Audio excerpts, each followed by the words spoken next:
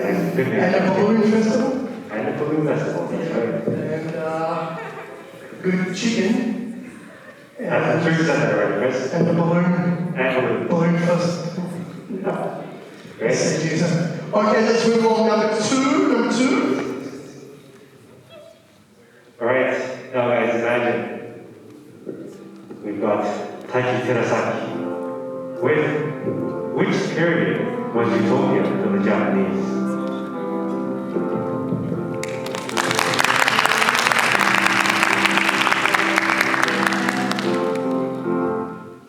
Hello everyone. My name is Taiki Terasaki. Let me begin. According to one dictionary, utopia is a perfect society in which people work well and are happy. I have a question to you. Which period do you think the most utopia for the Japanese? Edo period of Japanese culture, bubble era of short period, or now Reiwa period, SNS and the internet? My answer to the question is Jomon period, prehistory in Japan. I know there are those who wonder why, so today I would like to talk about the reason. Frankly speaking, there are no battles and economic gap at that time, and they helped each other. This is because we cannot find the traces of struggle from the bone which were found from ruins in Jomon period. Likewise, the size and scale of dwellings are almost same, so experts speculate that there are no social status differences at hierarchy at that time. In short, they helped each other and acknowledged each person's ability in their village. So, Jomon period may have been utopia that really existed from the viewpoint of working well and being peaceful. Then, why do you think they could live peacefully in such savage era in the lives of hunting and hospital and medicine? I think this is because there was a spirit of mutual help, unlike modern labor and value that pursue economic efficiency. Is it supreme to live in such utopia, isn't it? Honestly, I think living in this society is too hard. We always talk about the productivity, and we are needed to compete with each other. Not only myself, but also many other Japanese feel this society is stressful. As proof that the number one cause of death is suicide among young people is only Japan among G7 countries. I can't believe that, but I'm convinced at the same time. In contrast, people in Jomon period did not compete within their community. Of course, they didn't have entertainment such as cars, TVs, and the internet, but they had the greatest mind of helping each other. As humans, what makes us the happiest is not modern conveniences, but great mind of helping each other, I believe. People in Jomon period had that, so that's why Jomon period was utopia for the Japanese. Thank you for listening.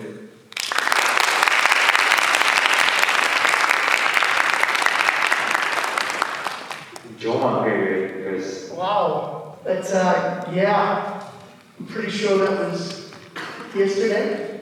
Yes, maybe? No. Maybe 2 days ago. 2 days ago, yeah. Right. My favorite was BC, right? It was BC. BC. I think it's BC. Before Christ. Yeah, it's John Monday. Yeah. So, That's a long time ago, guys. yeah. No smartphones, no internet, no trains, no plane. Can you imagine that? That sounds good. Right. Now, I hope you guys like playing video games. Or some kind of game, because next up we have Hanada with Let's Play Games. Let's go.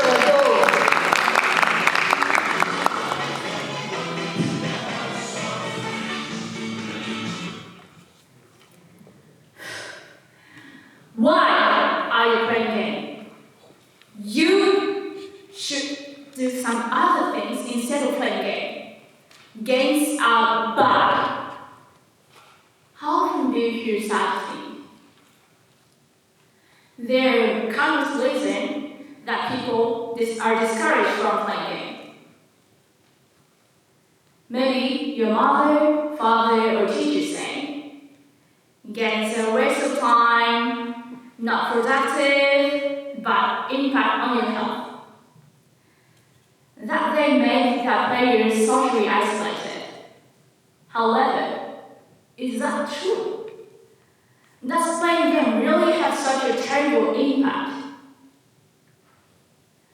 Well, I can say we should not stop playing game with confidence. There are 3 reasons as to why games are worth playing: social, mental, and physical advantages. Firstly, let's look at the social advantage in terms of educational perspective. Depending on the game, you need a different skill, and those skills can be useful in your real life. If you play game in another language, it's learning. Next, let's look at a communicative perspective. Actually, the playing game is the best way to make a lot of friends. So when you play games, you match with different people from around the world. Then you can make friends with whoever you play with. Also, you can use apps such as Discord to talk to other players, to share information by joining a group chat that focus on specific game. Next point is mental advantage. When you play game, you have some goals, such as to reach this level, to get special drops, or just to win against enemy. Then you make an effort to accomplish these goals. When you complete it after making an effort, you will feel a sense of accomplishment and growth.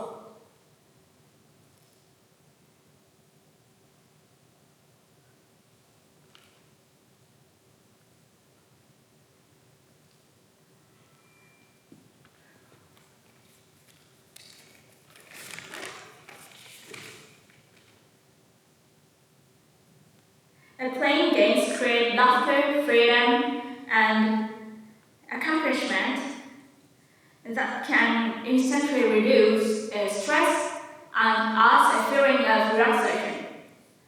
I can also playing game can enhance your memory and improve concentration. The chess is a good example. Chess is a kind of game, isn't it?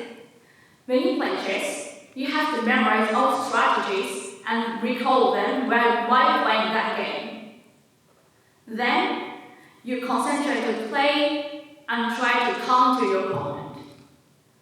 At that time, you are exercising your memory and concentration ability. Last point is physical advantage. People who play games, especially action games such as Apex, need to have reflexes. According to a study by the University of Rochester, some games train players' brain to make a faster decision without losing accuracy.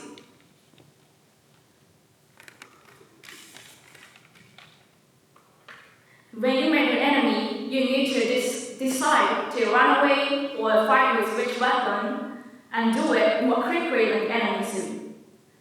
Also, the latest research says the game improves visual skill by paying attention to several objects and faster-moving events at the same time. Not only are there social, mental, and physical advantages, it's just fun.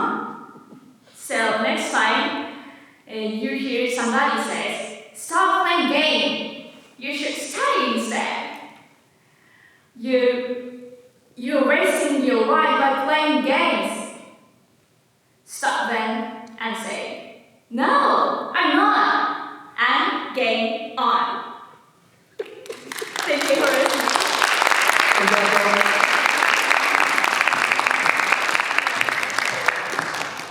Hi. Guys, let's go and play games right now. Yeah, I hear it. Yeah. Smartphones out, Yeah. middle of class. So I think I wish I go as my teacher. Yeah. In a way. Yeah. Those are some good points. I hope you guys are down to play games, you know. Yeah. Like chess. Of course, right? You guys love chess, right? Alright. Next, of course, we have one about playing games, and then we have one by our next speaker. Yoshida. With I hate studying, but I like studying. Good afternoon.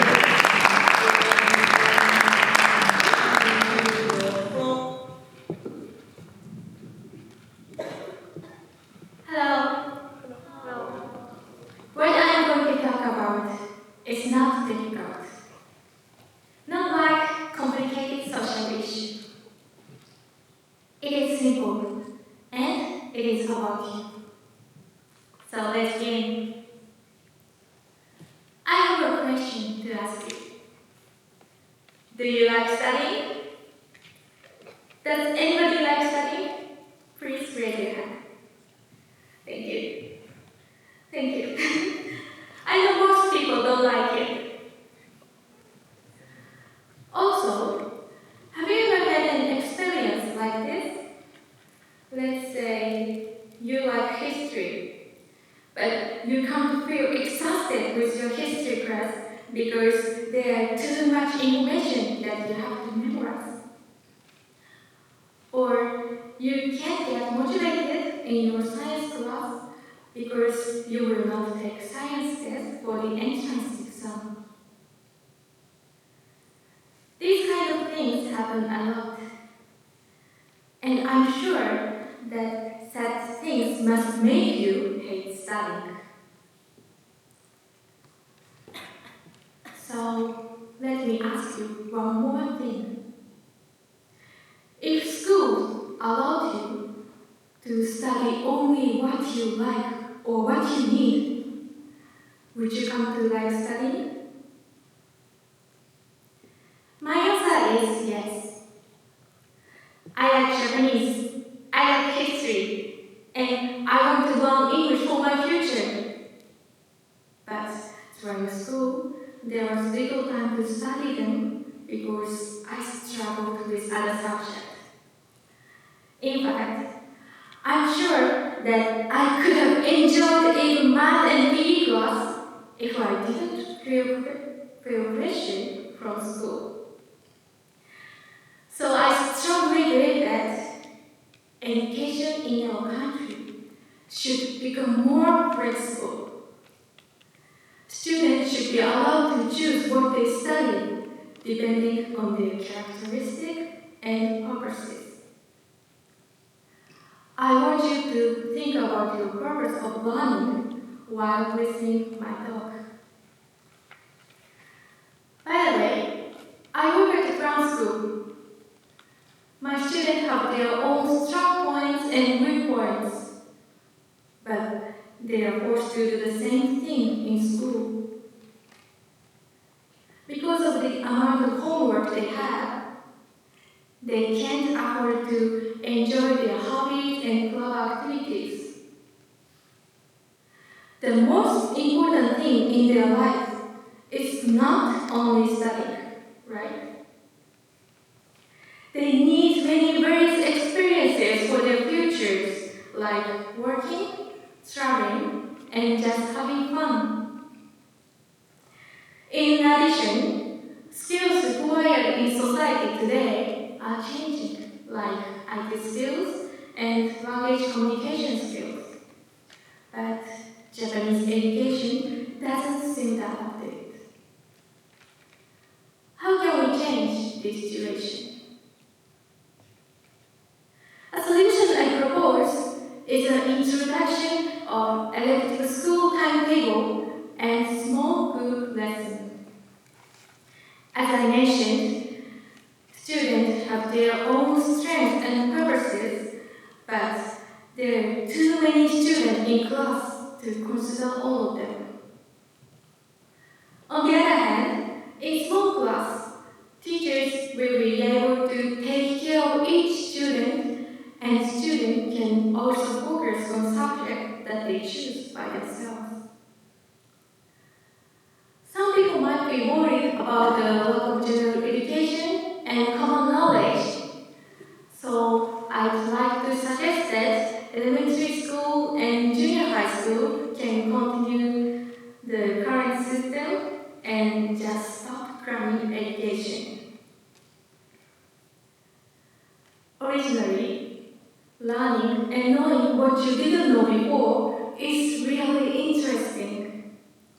So rather than forcing students to study, schools should provide them with extensive choices so that they can realize studying is amazing and valuable. Now, I have one last question. What do you study for? Thank you.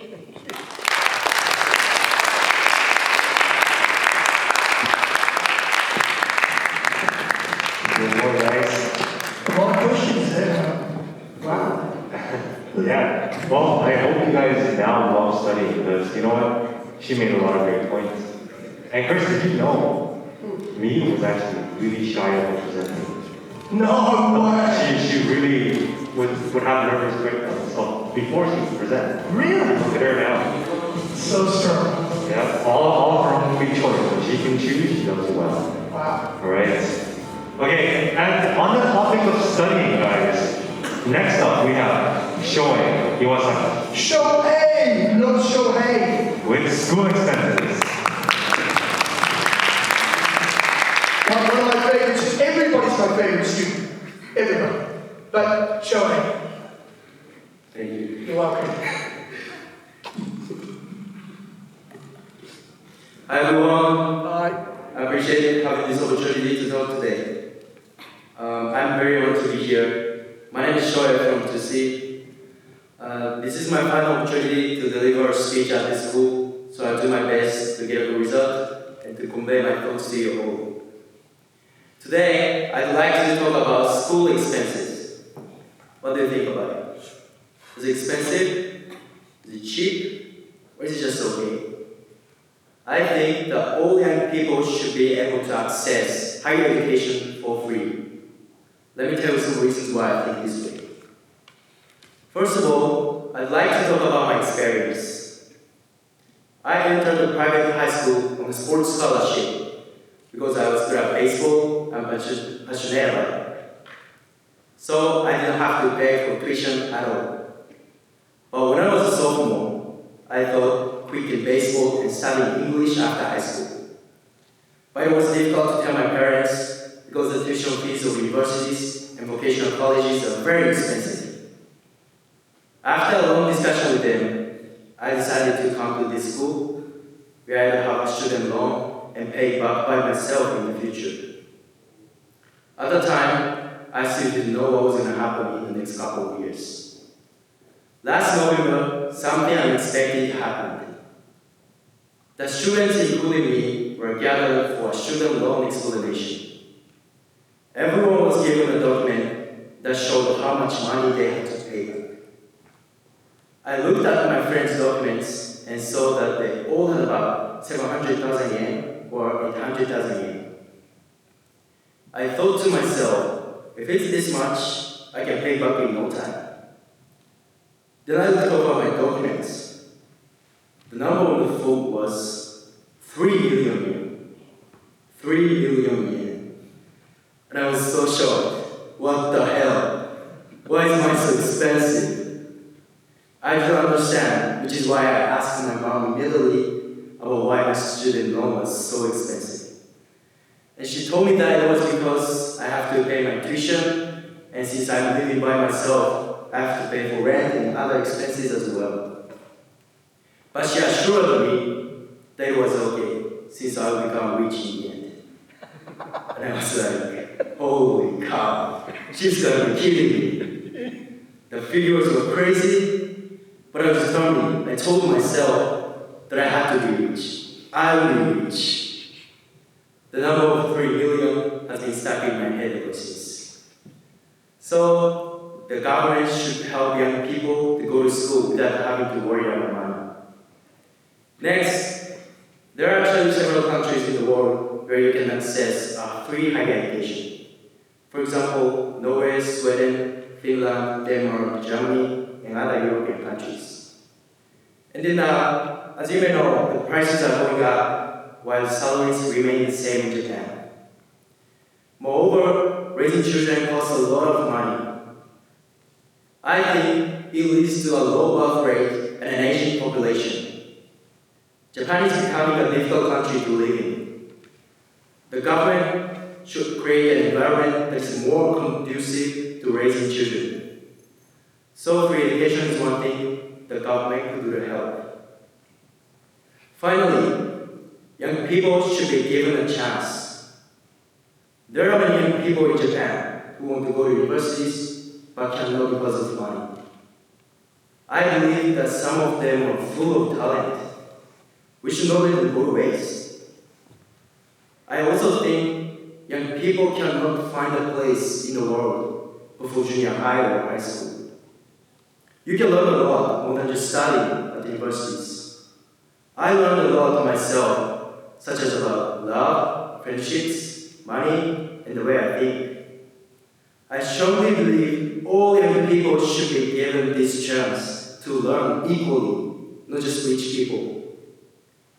I hope that one day in the near future, young people can access higher education for free. Thank you for listening.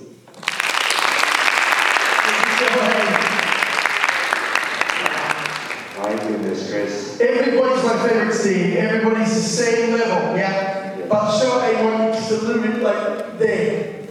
But everybody, I laugh it. Sure, I'll pay. I'll pay for you. Be my son. I don't know about you, Chris, but I'm still paying for my tuition. Yeah, he said 3 million and I'm paying 7. Anyway, yeah, it's kind of tough, but I think you made some strong points there. Yeah. Really? Yeah, still paying. Jeez. Not rich yet, Joy. Please give me that money when you get it. I'm kidding. Alright, so next up, Next. we have Sumire Watanabe with quite similar topic. Why do we pay for university? Why do we pay for university? Good question, Sumire.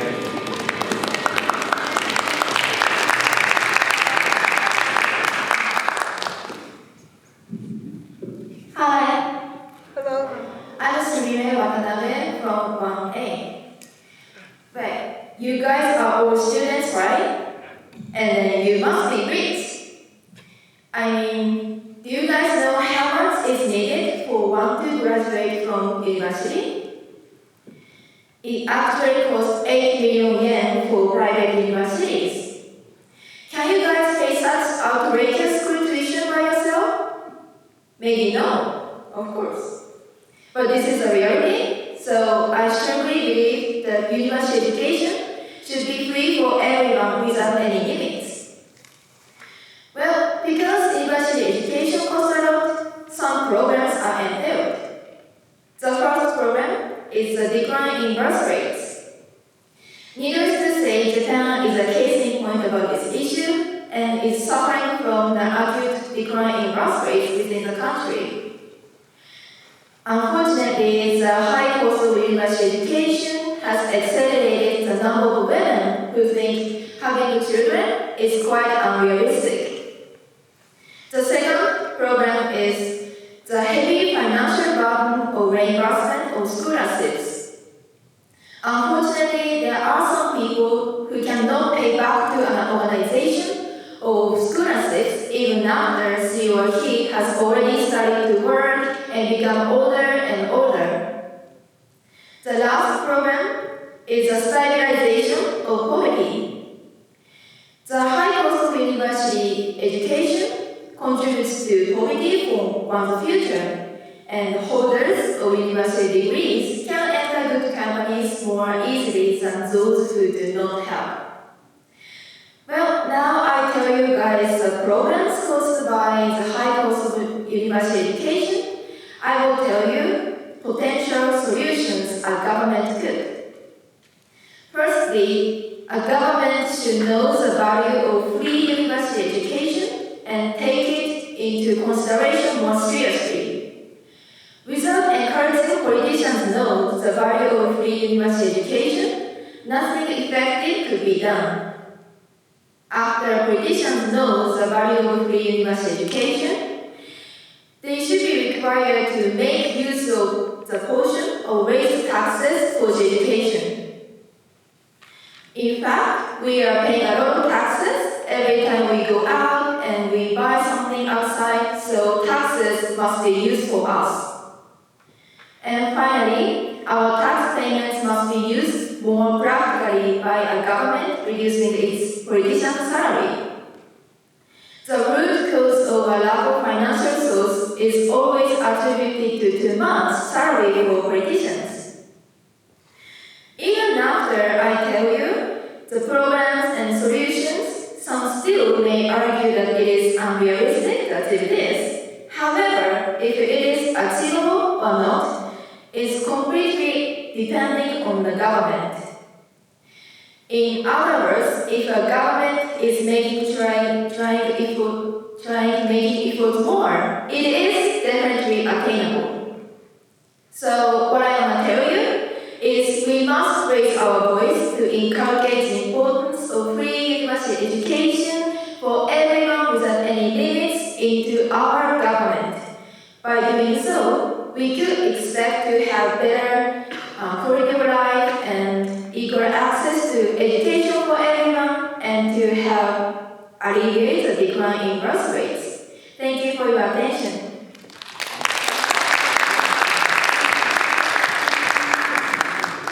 Thank you, Julianne. Yes, it seems like we've got a message here with the students. Yeah, tuitions are too expensive for us to afford. That's right. Sounded like a politician there, Chris. Mm-hmm. You think she's fit for politics?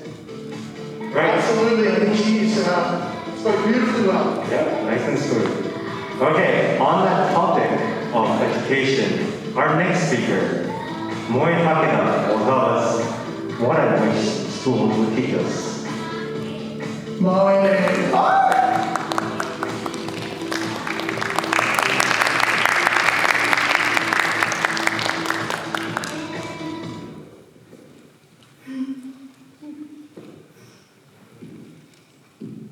Hello everyone.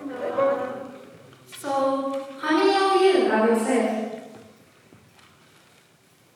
Please raise your hand if you can say that you love yourself.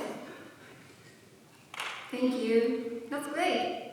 And it's okay. I can totally understand how the rest of you feel.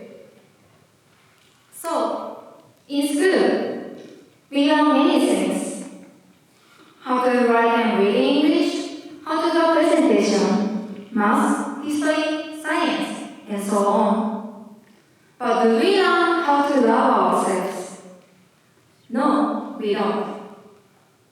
In Japan, there is an essay class called Dotoku, but even in that class, they teach us how to be kind to others, not to ourselves.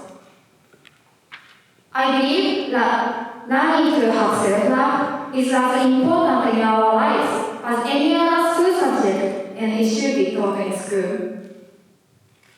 So today, I would like to explain why I think we need to learn about self-love and what is self-love class would look like. First, do you know what self-love is? In my mind, I believe that it is the acceptance of who you are. In our society, we are often instructed to get into good school, get good grades, and join a good company, and finally you can succeed and have a good life. But what happens when we fail to achieve that? We start to compare ourselves to others, get depressed, and some of us even give up on themselves. The worst case scenario, people hate themselves so much for it that they cannot see a way out, and they end up taking their own lives. But do you think that school should be that stressful place? Isn't education supposed to be one of the tools for us to be happy and successful in life? I don't think that school should be a place where you are accepted just because you have good grades, and even make you think that you have failed life just because you are below others. We need to be taught that we can always accept who we are, regardless of how smart we are. We need a place where we can be taught that even if we fail on tests or cannot find a good job, it is okay. The best thing is to be happy with ourselves. We need a safe place in this society, and schools can be that. But here's the problem. Self-love is a necessary part of our lives, but when it comes to teaching that, it is difficult. So how can schools implement this in a class? I have an idea. What if schools had a class where you can talk about yourself to everyone? You wouldn't be forced to speak. Only those who want to share can share their stories. There are no comparisons, no judgments. It is a safe and comfortable place where you can talk about yourself without worrying about how others are better than you or how they perceive you. It is through such practice that you will learn that there is a place where you can and will be accepted for who you are. And at the same time, I believe that it can also give those who listen the courage to accept themselves as they are. Just imagine, if this class can save one person's life, wouldn't it be worth it? In our lives, we are involved with many people. But who is the person we have to live with for the rest of our lives? It is ourselves. Of course, it is important to study and to be kind to others. But learning to have self-love is something much deeper than that. It is the foundation of life. And that is why I wish schools could teach us about self-love. Thank you for listening.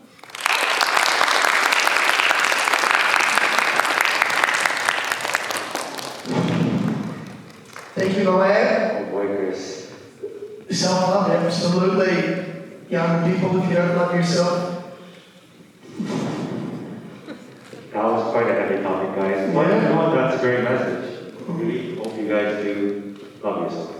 Yeah. Okay. Are we ready for the next one, Chris? Yeah. Alright. So, on the message of you and loving yourselves, we have our next speaker, Shinka from It's Myanmar. Destiny, isn't it? It's It is Destiny. Destiny with Ignore NTU. Destiny,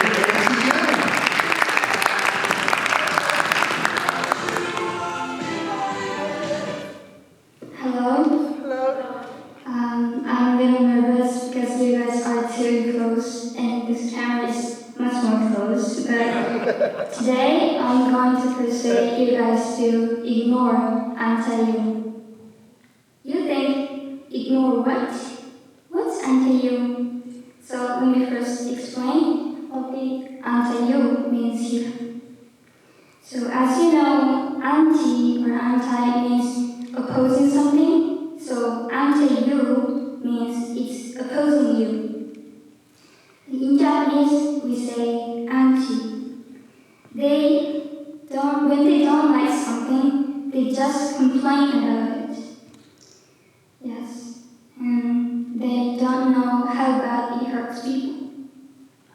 So this anti-you problem is becoming more and more serious on our SNA society. Do you remember a happening in 2020? A young woman, Hana Kimura, ended her life because of the anti-you. She was a pro wrestler and came up on the TV program Terrace House. She was at Terrace House, and the auntie came up and they threw inconsiderate words at her appearance. Unfortunately, and really sadly, she was not able to ignore the anti-you. She passed away on 22nd May 2020. I cannot imagine how painful it was. And you know what? They, anti-you, didn't have to take their responsibilities or tell their names, even if one's life was taken away forever. So, what do we do? Just one thing. Ignore them. We ignore them. You let them go, then you realize that they're wasting their own precious time. You don't have to waste yours, but instead focus on what you're doing, your hobby, your study, and your work. You will be too busy to care about what others say. And from this moment, after my speech, you will never ever hear what the anti-you says, but you do hear what your family and your friends say for you. This is your life. No matter what, please protect yourself and live your life as you want to. I stood here to persuade you guys to ignore anti-you. That's all from me. Thank you.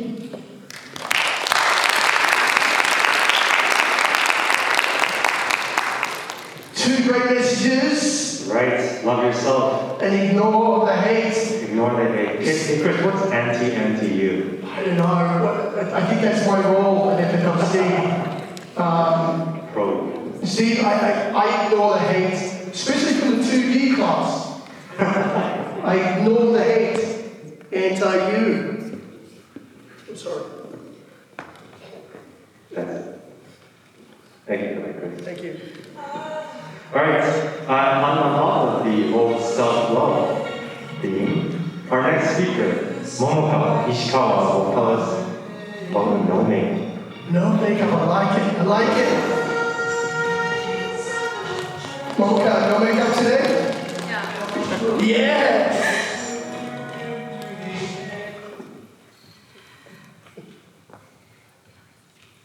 By the many Japanese men makeup, there is an idea that is proposed social etiquette for women to wear makeup when she goes out into the world. I think that way of thinking is strange, and I think that the customs and way of thinking should be changed. First, there is an idea wearing no makeup is rude adults. It is a dress code, modern society. However, women must spend money on cosmetics and have time to put on makeup. Hearing about this custom, it is only in Japan. And people from other countries might think Japanese people people wear too much makeup. Many women don't want to spend the time or money. Next, there is a makeup cost when you start job hunting. Is this really necessary? At work, there are companies that teach people to do natural makeup.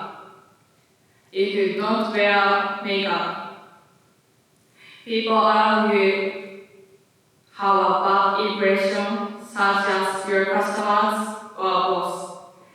We are taught about such situations. Why should I wear makeup at work? I won't live in a society where no one cares if I wear makeup. It is my choice. Lastly is makeup for LGBT people. There are people who look like boys but are women on the inside, and vice versa. Granted, it is probably a bad environment then positive. They are forced to wear makeup. We must put an end to this discrimination. For the reason, it would be better not to have a culture of wearing makeup. Thank you for listening.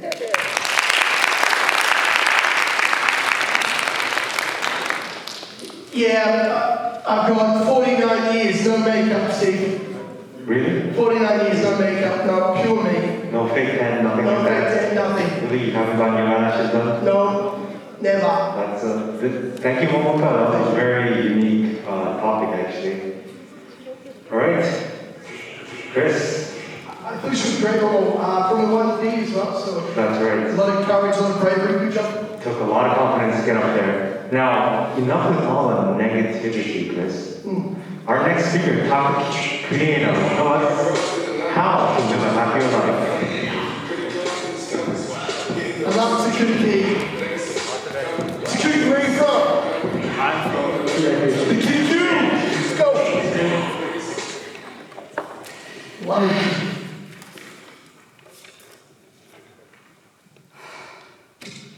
Hello. Hello. How are you today? Good. And thank you for having me. It's Sandra. What is your most important things for your life? To be careful of your health, your looks, your voice, and so on. I guess everyone has your own idea. In my case, it's very simple. I want to continue to be happy. Nevertheless, we all feel stress every day. And therefore, we end up to give up all the time. And this is just our idea. However, I am one method for solving the problem. All you have to do is oshikatsu. Dear students, dear my friend, dear so cool Japanese Chinese food. Yeah. And so oshikatsu doing various things to support your favorite member of a boy group, girl group, and characters, or even TV shows. Because this is a famous word. Some of you may be already doing it, and some of you may have heard about it. Probably, some of you are prejudiced against doing it. Today, I want to get more people interested in oshikatsu. You won't regret it. So without further ado, let's get started. First, oshikatsu merits, for example, if you are getting nervous, watching your face performance will be beneficial, much better for you. Because my friend is doing his best. has the best too. In fact, it has been scientifically proven to be a sense of well-being. When you emphasize with your faith, it says that dopamine in your brain gives you a feeling of satisfaction. It also prevents dementia, lack of sleep, and so on. Having a faith is good for your health. Moreover, having a faith is good for your beauty as well. Not only makes us happy, it also protects our health.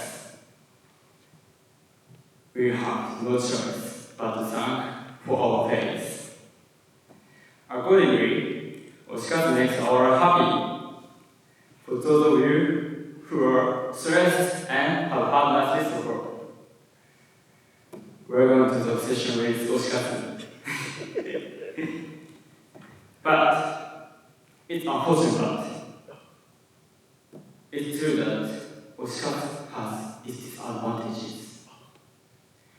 You're afraid with to quit being a boxer. If the situation arises,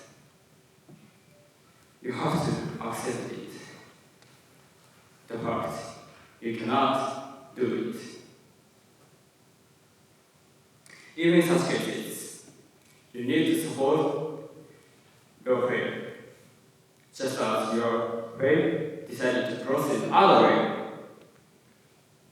you should have the courage to switch while supporting the life of your faith. You might be crazy for a while, but after all, there is no merit for your faith to encourage you. It's never too late to become a supporter. You need to cheer for your faith when you can. Oshikatsu is one way to deal with stress so that we can live happy. In business, it's clear that Oshikatsu gives us new stimulation for us. I hope after you listen to my speech, I want you to have more interest in Oshikatsu. Thank you for your attention.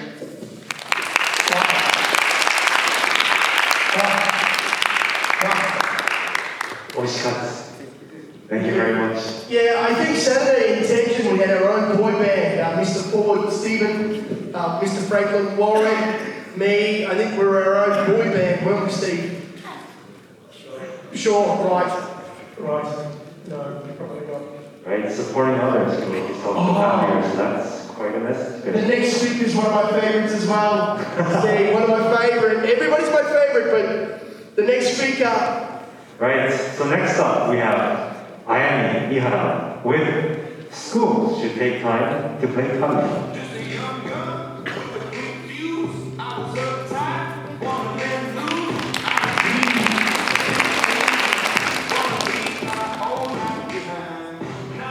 Hello, I'm going to talk about school should take time to play karata. Let's get started. I think everyone should play karata because maybe there are a lot of people who have never done it, and playing karata is a good way to improve academic skills. So, in my opinion, school should take time to play karata in class. I will talk about several reasons. First, 100人一首 can improve memorization. Do you know about it? It is the traditional Japanese collection of 100 poems by 100 poets, and it is a card game unique to Japan. When playing the game, the two types of karata cards are used: reading cards and playing cards. In addition, if you want to play it, you have to memorize all 100 cards. Have you ever done it? When I was a high school student, I belonged to the karata club and played competitive karata. I had to memorize all 100 cards and their placement. So the more times I practice, the faster I learn. That's why if you could play karata in class time, it would be a fun way to build memorization skills. Second, it can improve concentration. In competitive karata, we have to memorize the position of 50 cards in 15 minutes. Moreover, we need to listen to what card is in and take it quickly.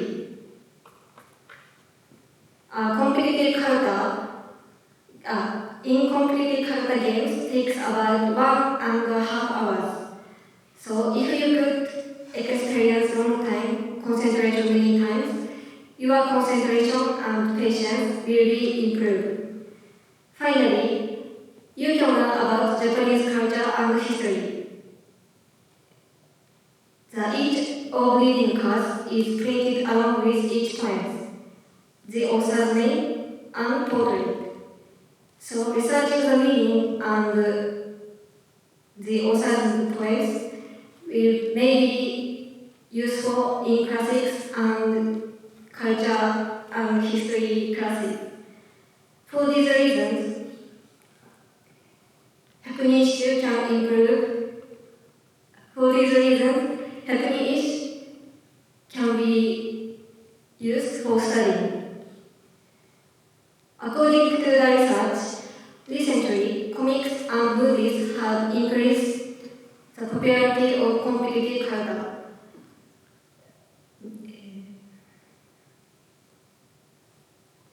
Now, there are more than 1 million people playing.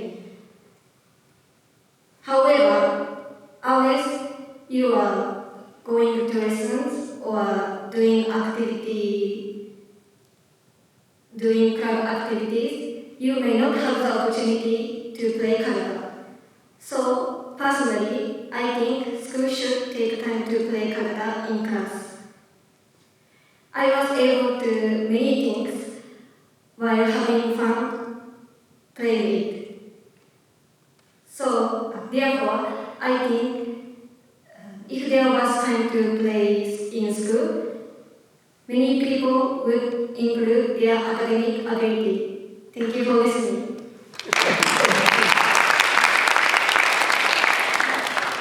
Thanks, Ayami. Very good, thank you. I never knew there was a karate club. That's actually the first time I've ever heard of it. Right, I think that's where cool kids go. Like the karate club is. Off to the school that I'm pretty sure that's where the good. Just like Missy Hara, hello. Missy Hara, hello. Missy Ayami's mum is here. So thank you for coming today. Your daughter is an angel. In Japanese we say Kenshi. She's awesome. Thank you very much, Ms. Hara. And we welcome some of these young people right here, Steve. All right, joining us now is, which high school is this? High school? This is Clark High School.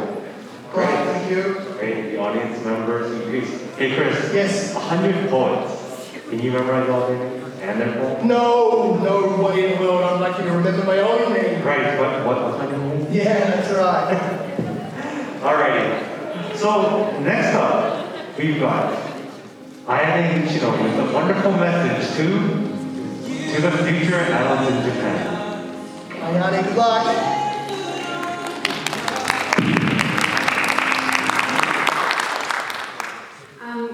Good afternoon, everyone. Good afternoon. Before starting my speech, I'd like you to believe that you are old enough to have children. Let's imagine we all have our own kids. Now, I have one question. What will you tell your kids if they devote themselves to something other than studying hard or entering high-level universities? Will you support them to make their dreams come true? Or just scold and obligate them to study frantically for high-level careers? Tough question, isn't it? Now, I'm sure that most of you here have heard the famous and strong words, "I have a dream." They may be ordinary words as themselves, but hearing Martin Luther King yelling, "I have a dream," you will be sure to be moved so deeply. Could you guess why? Because he kept going his way to the goal with unshakable faith and determination. Here in Japan, the number of youngsters who carefully think over their future and don't just believe or follow blindly what their parents want them to do has been increasing little by little. Moreover, some of them actually make an effort to fulfill their goal or dream. Sadly, however, it's also the truth that lots of adults in Japan still value studying hard, entering a high-level school, and getting a job with a large enterprise, and make their children follow that way. If you can succeed in entering high-level university, you can get a job with a high salary and can become happy. This is what adults in Japan may blindly believe, but I'm not going to contradict it since some people have been successful with this method. But what I want to say is that adults, including parents, should nurture the part of their children's potential, not just forcing them to study hard. In a rapidly changing society, people with an advanced academic background or a high salary cannot be always successful and happy compared with old days. Then what kinds of people can achieve success or happiness? I think people who understand their potential or characteristic well and can act independently with a strong will apply to them. For example, the inventor of iPhone, Steve Jobs, didn't graduate from a university.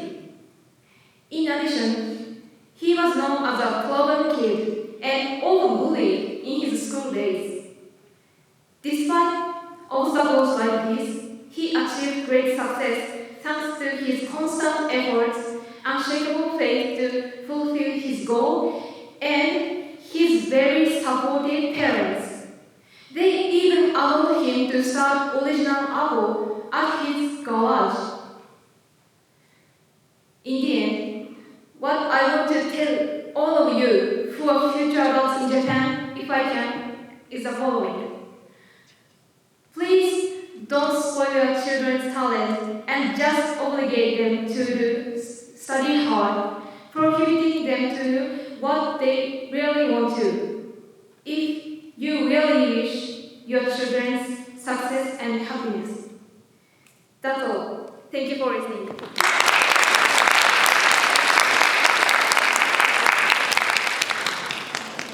Oh, Ayane. My goodness gracious. Oh, just think if everybody was like Ayane. Right? I think we'd all be a little bit happier. It'd be like the Jumon period. Jumon? It'd be utopia. No fighting. No fighting.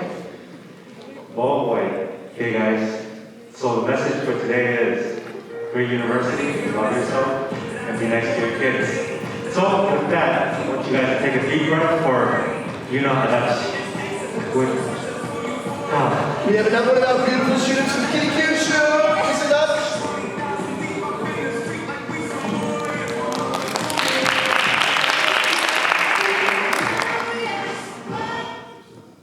Hello everyone. Hello. I'm Yuna from 2A. I'm so nervous, but I do my best and I enjoy it. Do you know what a sigh is? This is a real sigh. The dictionary describes it as a long and unintentional breath when you feel suffering, pain, or disappointment. So many people think the sigh is not good. In fact, in Japan, it is said that every time you sigh, happiness escapes. But I think the sign is not just a bad thing. So today, I'll talk about sighing and change your measure with it.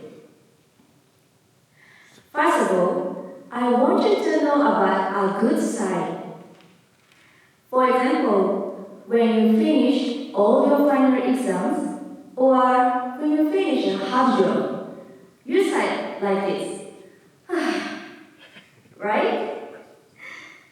This is called a sigh of relief, and we do it when we are relieved of pressure and stress. So, if you see someone breathing a sigh of relief, you should be glad that they are free from tension like that. Second, sighing, which we do when we are nervous or stressed, has a positive effect.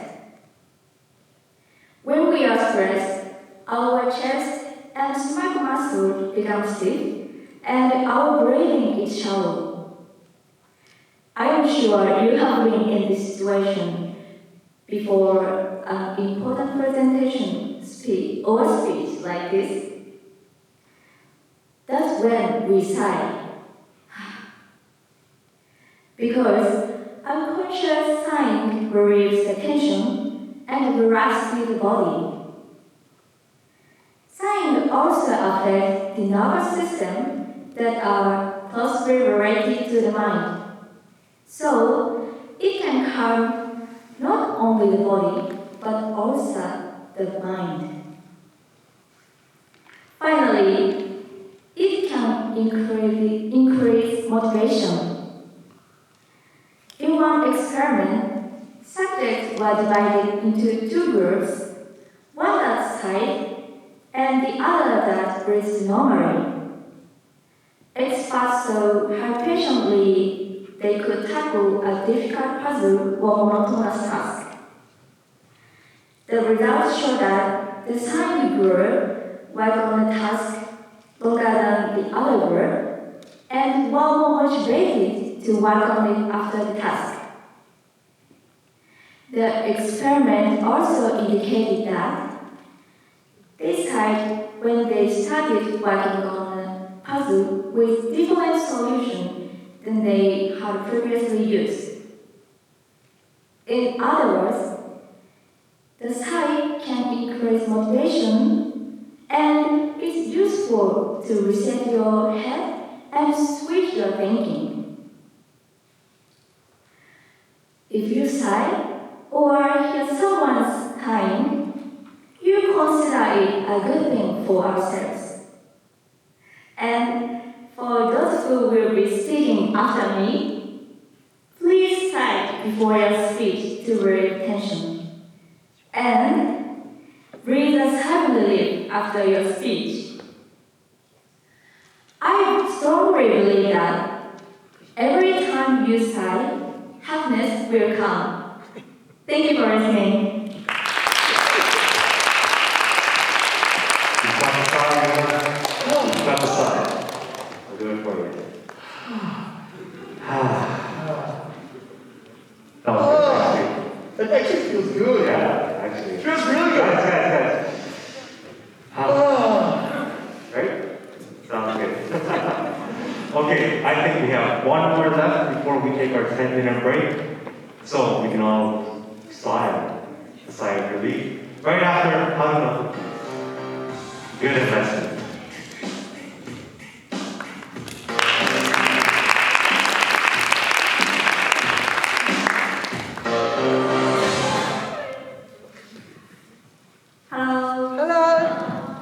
How do you usually spend your extra money? By going shopping, by going on a trip, or gambling? There are many ways to do it when you have extra money left from your expenses. Budgeting is hard, especially for a student. So it is important to know how and what to spend your money on. I think the best way is to save or invest your money for the future. There are many ways to consume, invest, and and spend money. We have to think about how to spend money wisely from now. So let's think together about how investing our money is good for us. Now let's talk about my first point. First, I tell you about how to spend money on healthcare. Spending money for your health is great investment. For example, by taking care of your health, such as going to the gym, you can increase your motivation for work and reduce your risk for future of illness. It's also efficient investment to keep fit by paying regularly, such as comprehensive medical examination. Preventing disease can reduce costs rather than getting serious illness and increase surgical and hospital experience. Next, I tell you how to spend money on things that fit your bodies. In order to enrich your life, it's also important to spend money on things that fit your bodies. If you spend a lot of money on watching sports or performing with music, you can sink our bodies in moving your emotion and feeling your sense of unity.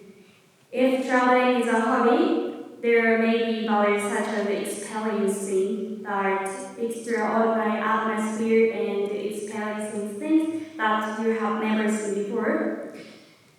Buying experiencing with money rather than buying things with money will enrich your life where you can experience many different things. Now to my last point. At our age now, I think this is good stuff for us to manage finance by just simply putting your extra money into our saving account for the future. But the problem sometimes is that some accounts do not allot money in interest.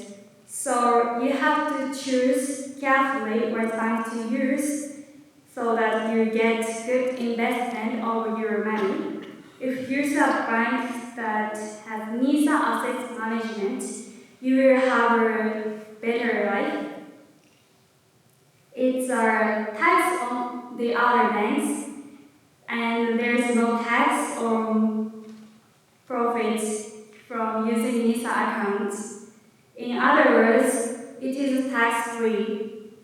On the other hand, if you use your money on gambling, the longer you spend gambling, the more likely you are to lose. But this management is good. The longer it takes, the better it gets.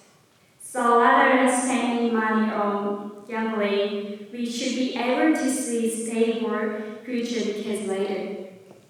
Suddenly, there is no problem when spending your money on something that you love as long as you enjoy your hobby for recreation. But I want you to think now that it's better to spend your money not just on something that gives you temporary accomplishment, but on something that gives you long-term fulfillment. If you want to spend money worthwhile, you have to do 3 things that I talked about today. Thank you for listening.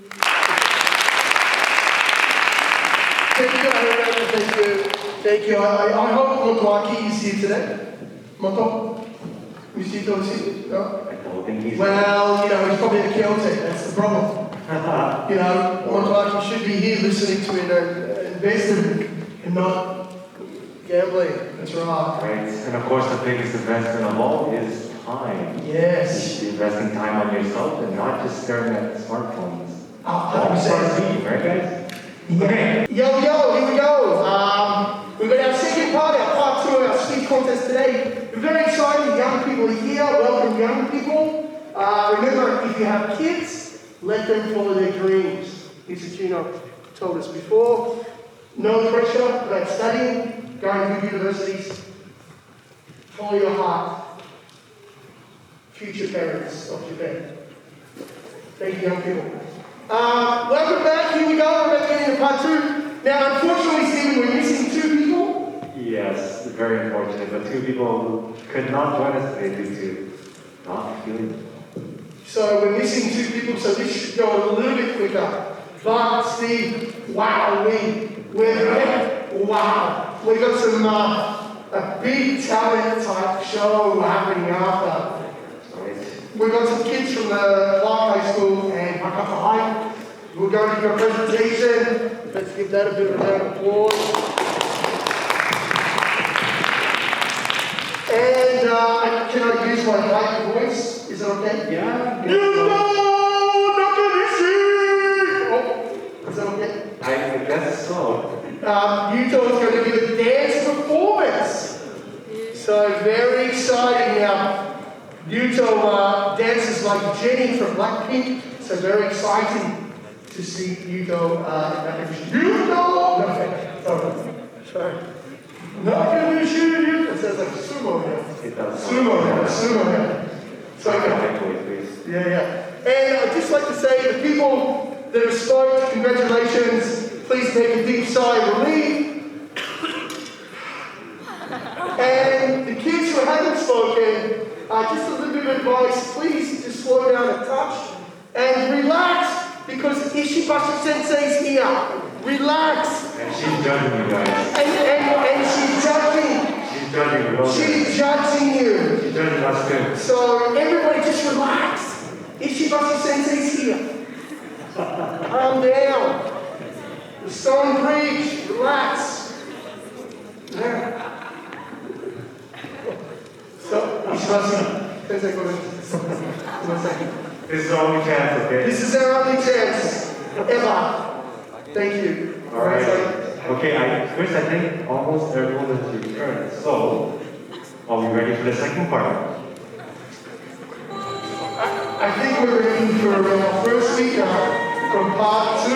All right. So, I hope you guys have rested well, and please welcome our next speaker, Yumeko Yamaguchi with Let's Be Nerds. Wow, I like it. Let's be nerds. You're not free time.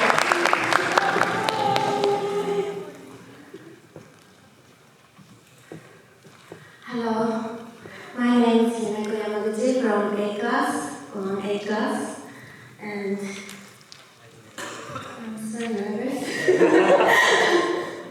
My topic is not so serious. I want to talk about nerds. When you hear the word nerd, what comes to your mind? Please. Yeah. What do you think about that? Wow. Geeks. Geeks. Yeah. Otaku. Dog. Yeah. Dog. Yeah. Noob. Yeah. They're weird. They also say weird, lonely, different. However, society has been giving huge benefits from nerds throughout our daily life. For example, Facebook founder Mark Zuckerberg mentioned that he is a nerd, and Microsoft inventor Bill Gates is also a nerd. Bill Gates famously said, "Be nice to nerd. Chances are you end up working for the world." Nerds and think about nerds can be found even TV, like, do you know Stranger Things? Stranger Things characters are all nerds, and do you notice the drama has saved Netflix financial crisis by its popularity? And we have to admit that nerds control the 21st century. Therefore, I'm here to explain why it is okay and even beneficial to be a nerd. First, as a nerd, you learn so much. When you become a nerd, you start not care about what others like about you like. You become curious and find more interest or passion. Even TV can be educational for nerds because it can teach you human behavior, culture, or life lessons. From this, learning just comes along with the territory of being nerd. Next, being nerd broadens your perspective. You might obsess with computers, science, sports, or movies. I have a good story of a young man who obsessed with movies. One day he visited a famous American movie studio and hired garage and stayed illegally all day. That sounds horrible, but he met a cleaner of the studio and he got 3 days permission to allow him to enter the studio. And he built connection. He met a lot of people and finally he built connection all over the studio in just 3 days. Later days, he got a job officially in the studio and he started to make his own movies. This is the story of Steven Spielberg, director of E.T. and Jurassic Park. From this, it is easy to open up with people with common interests. You can share your thoughts with each others, and gradually you can explore your world.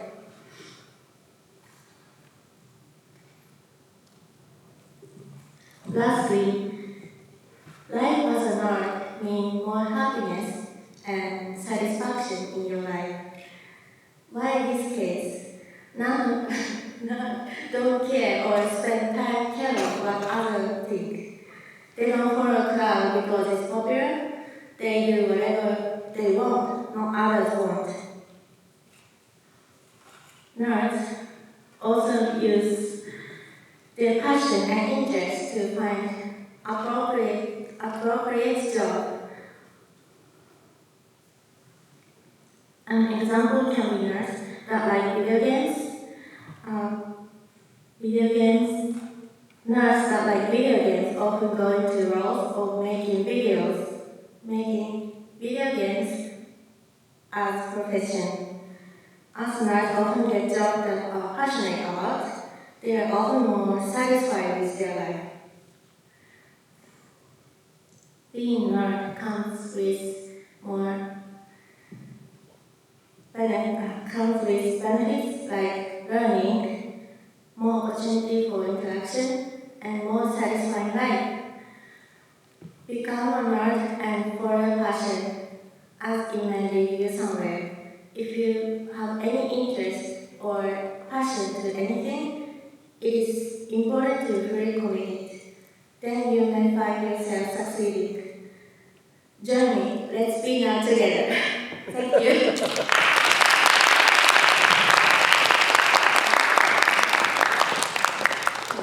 There you go.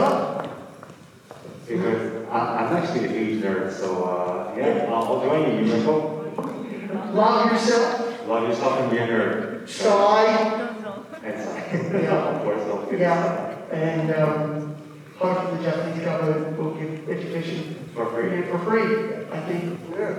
That's right. Okay, now with the nerd topic aside, we have our next speaker, Kodai Kuwano with Power of Words.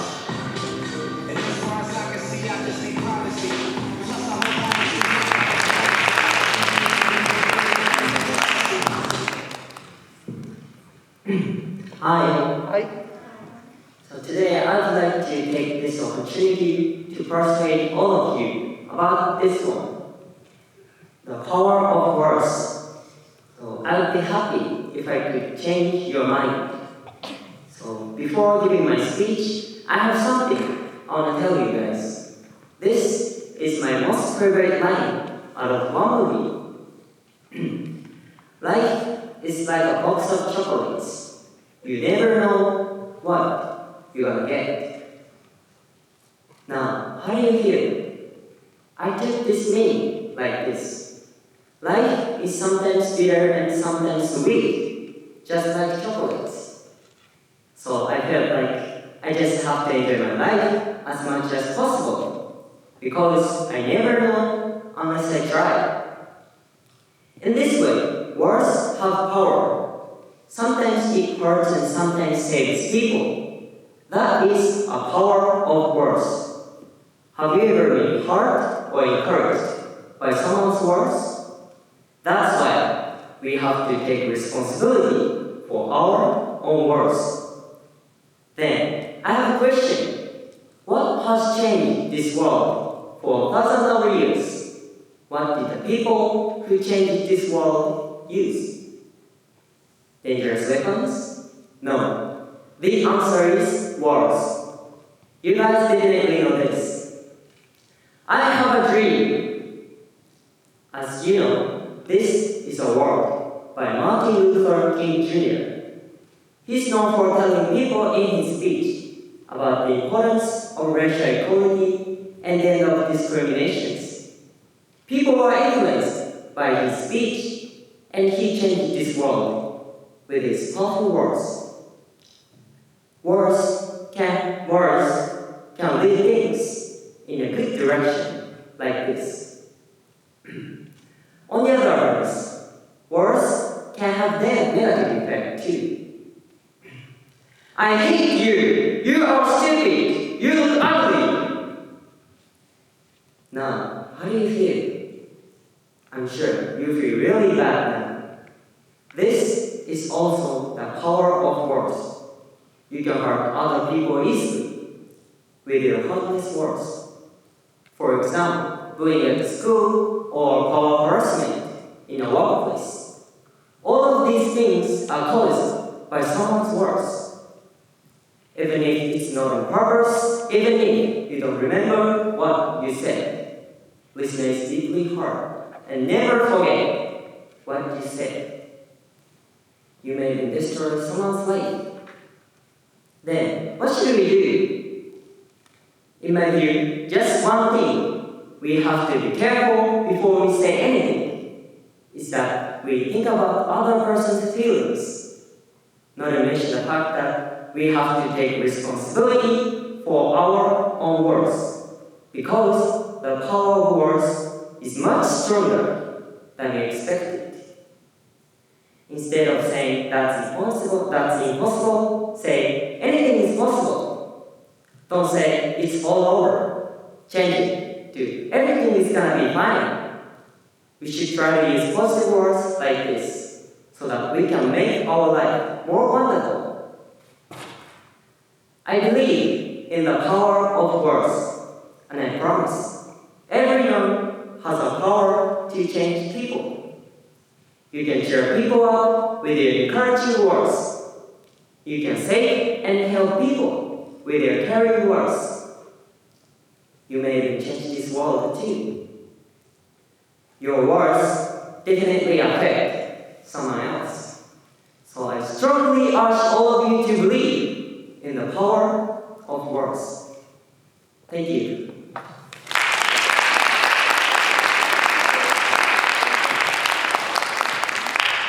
Wow, that was very interesting, yes. Yoda from Star Wars once said, do or do not, there is no try. That's true, Chris. Yes. And of course, the power of words change history, as Kodai said. Absolutely. So today, who knows, one of you guys might actually change history. That's right. Words very important, yeah. Right? Yeah. So let's watch what we say. Yes. All right. Thank you very much, Kodai. Thank you, Kodai. Next, we have yet another university by Yunosuke Asahi for the future. Yeah.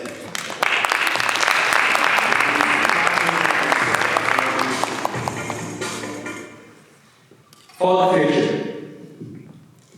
First of all, I want to ask you guys a question. Do you have any software university? In other words, What do you think about going to university? As for me, I was a university student 4 years and a half ago, and I quit the university. The reasons why I quit the university could be, it was not the exact university that I really wanted to go, or I felt like wasting my time and money at the university, or would I be satisfied with the graduation of the university, and so on. I was in a dilemma of quitting a uni or not. Then, ultimately, I quit the university and I enrolled the school, FFLC. It's quite sudden, but my thesis statement is going to be like this. People should go to the university even as adults. I'm sure that some people are confusing right now. Didn't you say you quit the university for a few seconds ago? Yes, I quit. But I have reasons why I made such a statement. On the other hand, I know demerit to go to the university. Cost. Going to university costs a lot of money. University tuition fees can be in vain, can be nothing, if the person doesn't have a passion to study something or to get some skills at the university. But if you have a passion, I promise, the university life will be amazing experiences. Let me tell some merits to go to the university. First, unfortunately in Japan, academic background still plays a big role in finding a job. As an example, lifetime wages. Lifetime wages change a lot between high school and university graduates. Graduating university will change our reality even as adults. Generally speaking, if you guys are an employer, which person will you employ? The person is 18 years old and has a high school degree. The other one is 26 years old and has a university degree. I will employ the latter one. It's quite normal, isn't it? Second, I believe that university is the best place to study many kinds of things, professionally and broadly. Sometimes, young people can find the reasons to go to the university. However, the older we get, we might be able to see the importance of learning. Going to university is a good option to trigger your mind that you study once again. If the people can make a decision because of their ages or peer pressures, I'll definitely tell them to go to the university. In conclusion, there are some reasons to go to the university even as adults. I'm planning on going to the university once again for these reasons as well. To be honest, I believe it was a good decision to quit the university because I would have continued to waste my time and money at the university. Now that I have quit and have plenty of time to think about it. So, I now strongly believe we all should go to the university even as adults for the future. Thank you very much.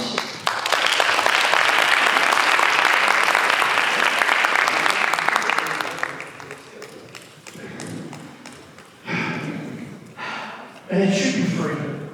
That's right. That's what we're learning today. We should have a choice.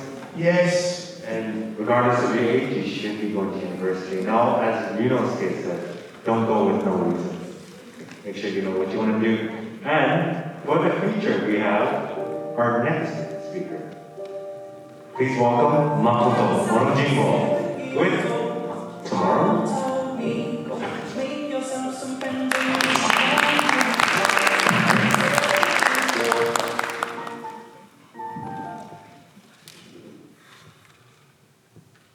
Do you feel happy every day?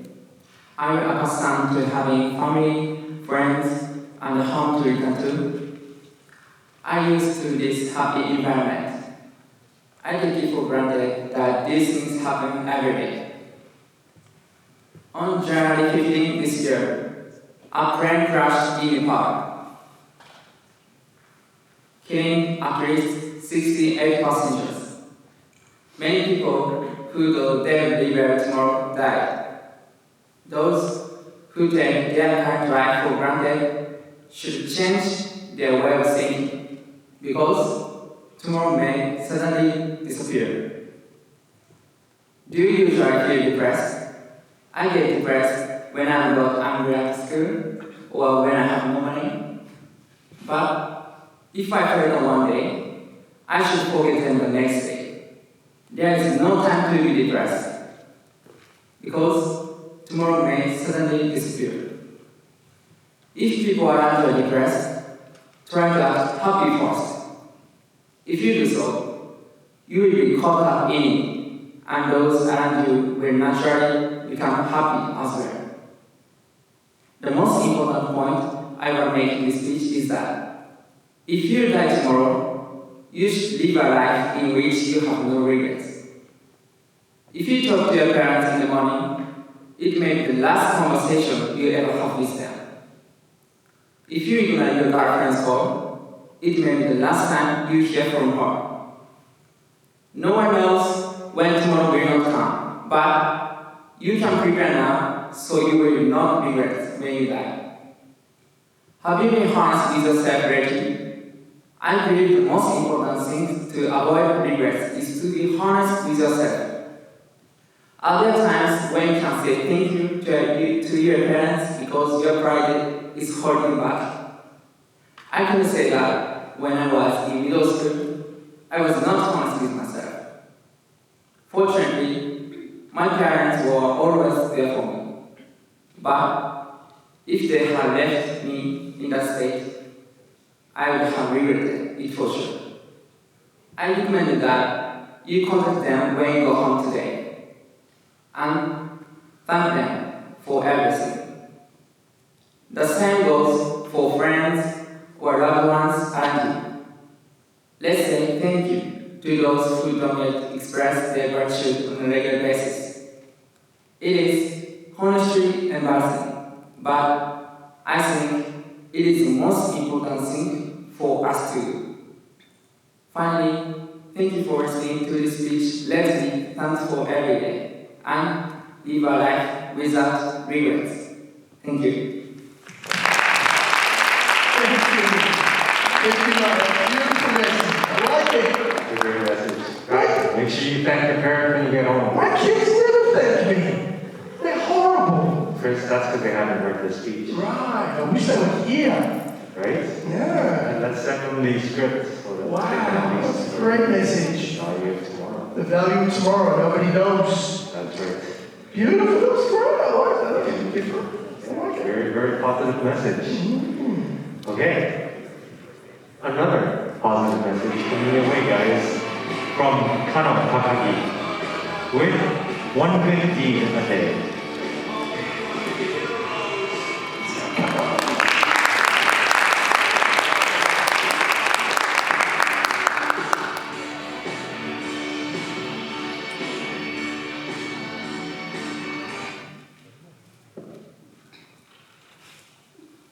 Hello everyone. Hello.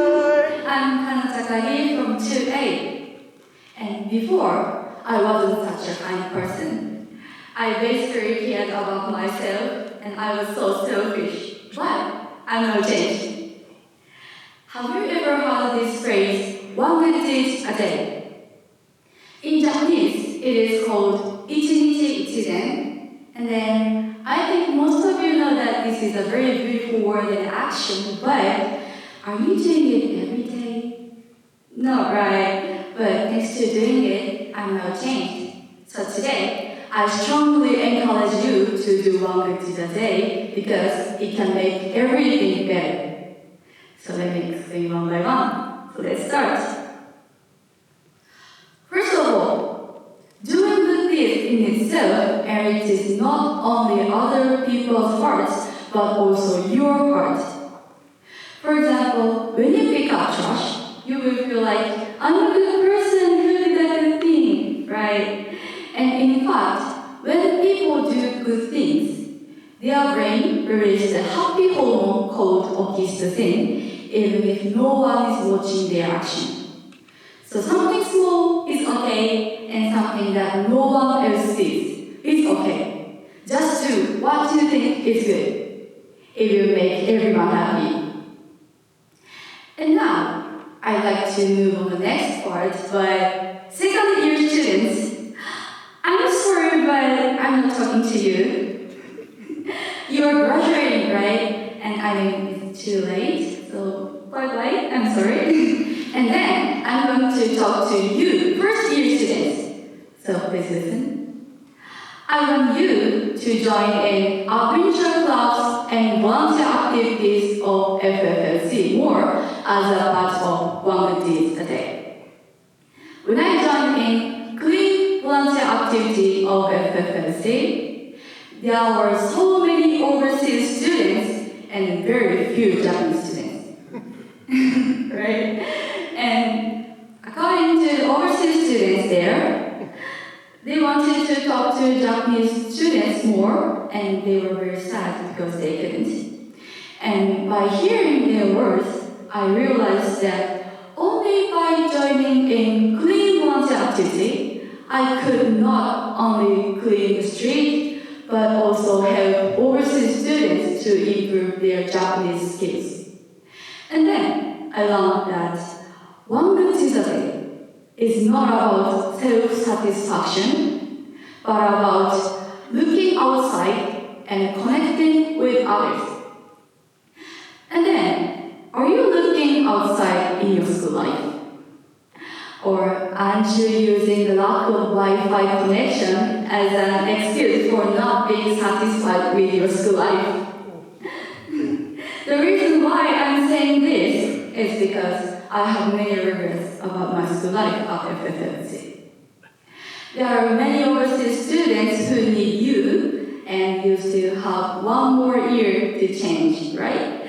So please accept my speech as an advice from your senpai. And now, second year students, thank you for waiting. It may be too late for you and me to do some good things in FFLC, but you still have hope because you are young, right? Keep the door open for your next person, or give up your seat on the train and say good job or otsukaresama to your friends for giving a speech from this stage today. Anything and everything is okay. There are many opportunities in your life, so you can start to do One Good Deed a Day, even from today. So then, thank you for listening to me so far, and what do you think? Did you decide what to do? And I hope today's my speech will help you to do One Good Deed a Day and make everything better from today. That's all. Thank you for listening.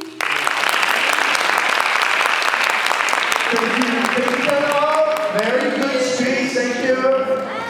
Yes, the meeting said we say goodbye to you very soon. Very sad day. Maybe a happy day for some. For many, I think. Maybe a happy day for some to say goodbye. You know, I'm never going to see you with me. I don't know. But very sad day for us, Steve. But great advice. Let's join the Adventure Club. Let's join in our volunteer activities. Japanese culture is so cool. Right. Only Japanese people are there to share. That's right. International speakers. Yeah, I know Japanese kids are like, you know, they're the worst at the ice acts of everything. The international students are so good at everything, you know. They're like, oh, you know, you walk past, you know, she doesn't even make eye contact. You know. But no, please join in. Make our school a better community. Absolutely. That's right. One good deed a day, guys. One good deed a day. I like it. All right. Now, on to our next speaker. We have Sai Hirata with Can Money Buy Love and Happiness?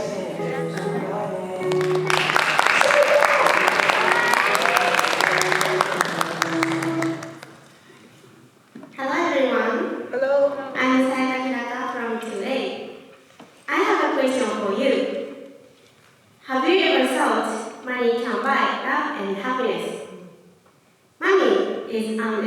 essential part of our life. We buy almost everything with money. These days, it is said that money can buy love and happiness by using matching apps. People of all ages are now using them. I have never actually used them, but I hear that the more you pay, the easier it gets to find the one you are looking for. However, people who have met on matching apps are more likely to divorce than those who do not use them. Why is that? Money can buy the opportunity to find a partner, but in my opinion, love and happiness cannot be bought. So today, I'm going to tell you about the reason why I don't think money can buy love and happiness. There are many definitions of love. I think love comes from human heart. As I mentioned before, we may be able to spend money on matching apps to find a partner. Also, sometimes we may have to buy a gift for our partner's birthday. But the money is only a way to enhance love. True love is not that simple. No matter how much money you have, it doesn't mean you can get true love right away. It develops over time.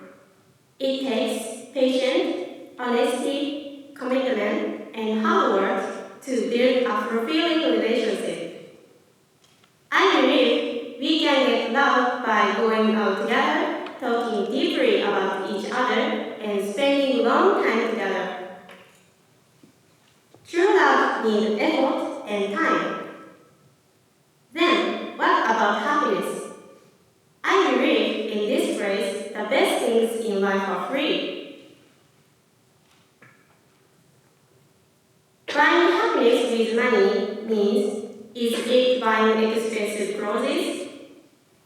To drive a luxury car? To live in a big house?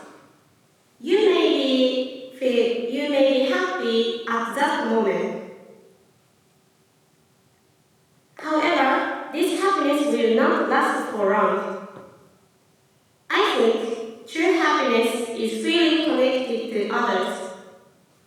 I feel happiness when I am talking with my friends and laughing together. So, money cannot buy those precious moments spent with others.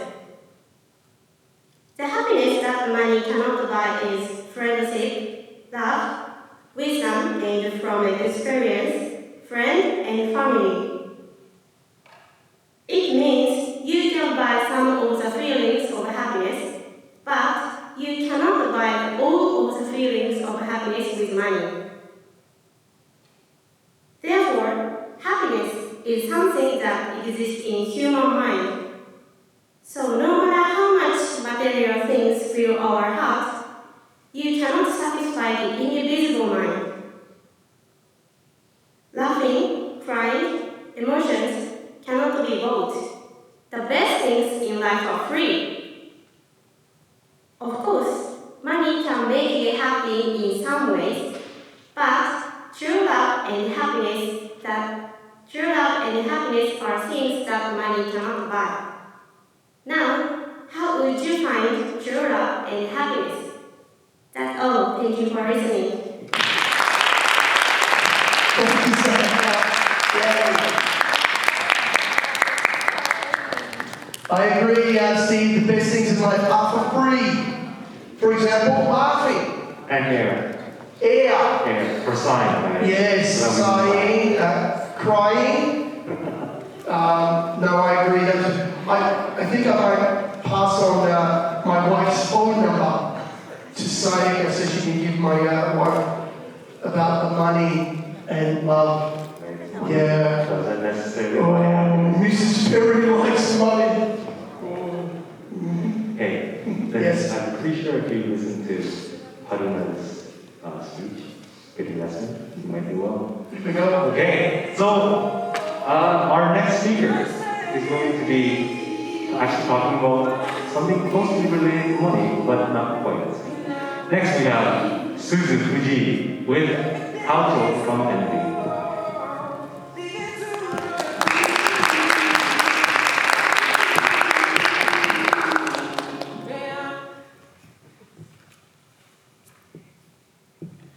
Hi everyone. I'd like you to think about envy in these 5 minutes. So let's get started. Envy is an emotion we all have felt at least once before. It's a troublesome emotion, but if you know how to handle it, you're not going to be irritated anymore. So I'll share you the simple steps to overcome envy today. But before that, I'll explain why should we learn how to overcome envy. First, to reduce hate. A lot of celebrities committed suicide every year. It is thought that because of hate or libel on the internet. When it comes to a problem between elderly people, hate is one of the biggest matters. Unfortunately, number of suicides in Japan for 10,000 people is quite high compared to other countries. So we need to change the situation. Second, to feel more happy. Japan has been moving up in World Happiness Ranking in the last 3 years, which is in pandemic. And it is thought that the country ranking higher in pandemic era are a happy country, where people's lives are blessed. On the other hand, it's the lowest ranking among the developed countries. It's such a disappointing result, isn't it? So, here's the simple step number 1. Aim to be the person you envy. Copy what you learn from the person. The reason why you envy the others is you tend to claim things or relationships you don't have. So copy what you learn from the person and keep copying. Later, you will find your own way and you will realize that you never envy them. I hear someone's voice from there. Sometimes there is nothing we can do, like appearance, poor. That's also true. Lately, I've heard the word "oyagata which means like I lost the parents lottery since my parents are poor and never gave me presents. It's such an often sad to hear word to hear. Let's say it's a glass is always clean on the other side type of situation. Whenever you're in one situation, it seems like the other situation is better. So here's step number 2. Count what you have now and don't count what you don't have. Life is not a competition. You have a family and live together. Or if you're living by yourself, haven't your family been worried about you? See, it's enough to feel happy. Hypothetically, if everyone keeps envying, what will it be like? We wouldn't be able to focus on our own life, and we will forget the fact life is not a competition. So please, stop wasting your precious time to envy others. Again, life is not a competition. A person you're envying now is not the main character in your life. It's your own life. And count what you have and don't count what you don't have. We can feel happy in any way. The sooner you learn, the happier you can be. Thank you.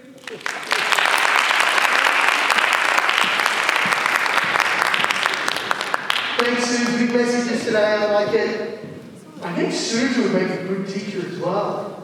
I think that's what she's aiming to be. Yeah, I think I go with Susan. Go finish what she said today. Yeah, I like it. I think they might have persuaded them a bit too much. Yeah, I like it. Right? Okay. So don't be envious of other people, guys. Focus on yourself and count your blessings.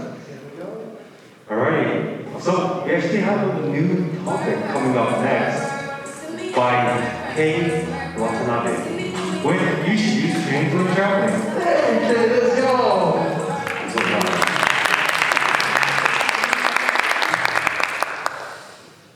Hello everyone. Hello. I have a question for you. What transportation do you usually use when you travel?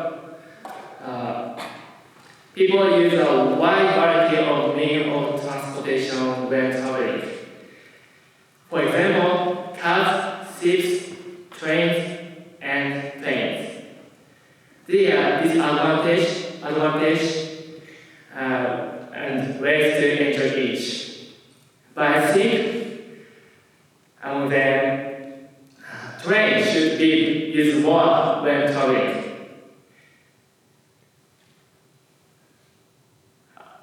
There are several advantages of using a train. I'd like you to realize so that on your next trip, and you don't have to worry about the hassle of choosing a transportation.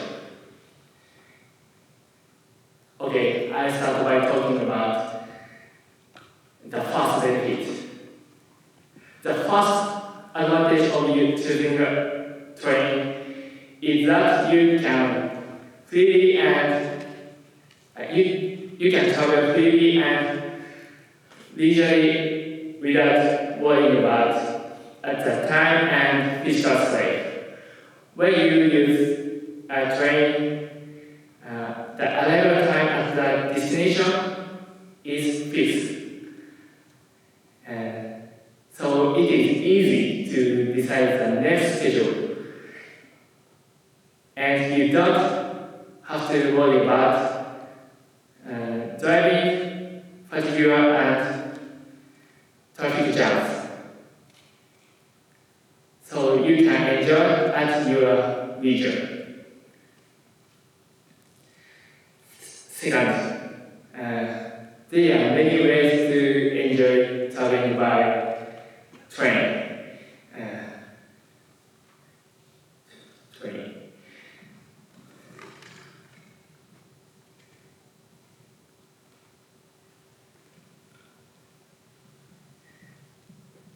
If you are driving a car, you can get a good view of the scenery. And if you use airplane and ships, it's far to see it. But if you take train, you can enjoy the vast nature and townscape. Finally, traveling by train is economically effective for you. If you want to use a car, you have to buy it, and you need parking space and driver license.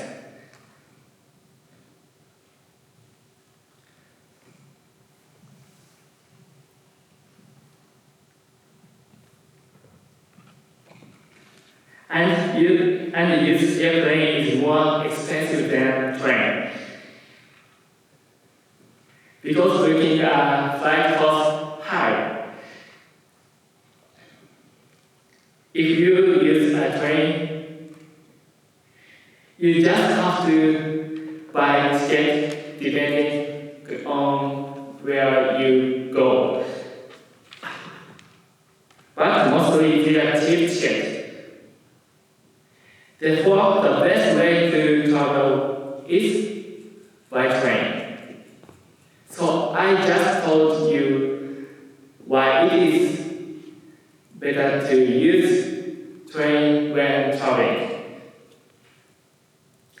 Recently, due to influence of the coronavirus, more and more people traveling by car.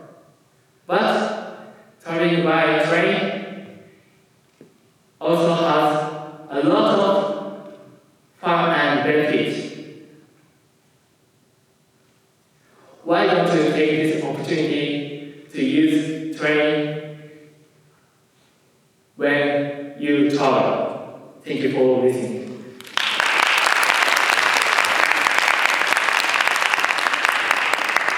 Thank you, Dave. Thank you, Miss Wong over there.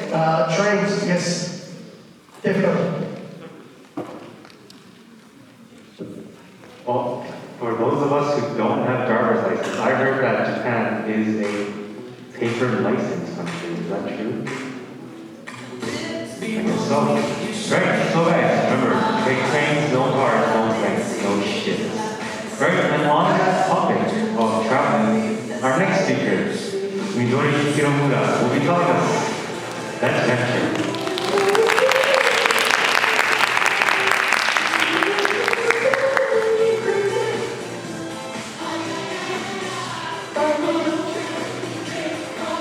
Sorry, it's a good part. Yep. Midori, good luck. Hello everyone. Hello. My name is Midori from Tsubi. Rapunzel or Tango is my favorite movie. Hang on, I'll explain about that later. Have you traveled abroad? I really like to go traveling abroad. I have traveled to Vietnam, Singapore, Taiwan, and of course Korea. Everyone wants to travel abroad, right? But recently, a survey surprised me. It said 35% of Japanese people don't want to travel abroad. 35% of people in Japan, us, don't want to go overseas. I was shocked. I thought traveling abroad is so valuable as all. However, Corona has made us all stop and rethink what is important. Traveling is scary at the moment, but I'm here to tell you we shouldn't be scared to travel. The benefits definitely outweigh the negatives of traveling abroad. First of all, if you travel abroad, you will have a new and exciting experience and broaden your perspectives. In foreign countries, there are many opportunities to experience new things that you cannot experience in Japan. If you don't go abroad and only know about in Japan, you will have a stereotype. Before I went to Vietnam, I thought Vietnam was a very poor and underdeveloped country. But when I went to Vietnam and met Vietnamese high school students, they had their own smartphone, just like Japanese high school students, and wanted to follow my Instagram. And also, they spoke very good English and spoke to me in English. But I couldn't speak English back to them so well. I was a bit embarrassed to tell you the truth. This experience made me realize that I had stereotyped myself and that I needed to learn more English too. Second, traveling abroad will give you the ability to deal with troubles. No matter how carefully you plan in advance, problems often occur when traveling abroad. When I went to Vietnam, I lost my passport at the airport. I realized I had forgotten it on the plane, but I didn't have time because I had to catch the next plane. I asked flight attendant to go get my passport on the plane in English. I couldn't speak English well, but I tried my best to explain to flight attendants. Finally, I got my passport back and made it to the next plane. Travel is your chance to grow. gives you confidence. You definitely mature when you travel. Finally, if you travel abroad, you will discover how good is Japan. If you stay only in Japan, you can't realize how good is Japanese culture. If you go to abroad and back to Japan, you will have fresh eyes and rediscover how good is Japan. When I was in Japan, I never realized how clean Japan is. But when I saw dirty toilets or streets in other countries, I realized Japan is a very clean country.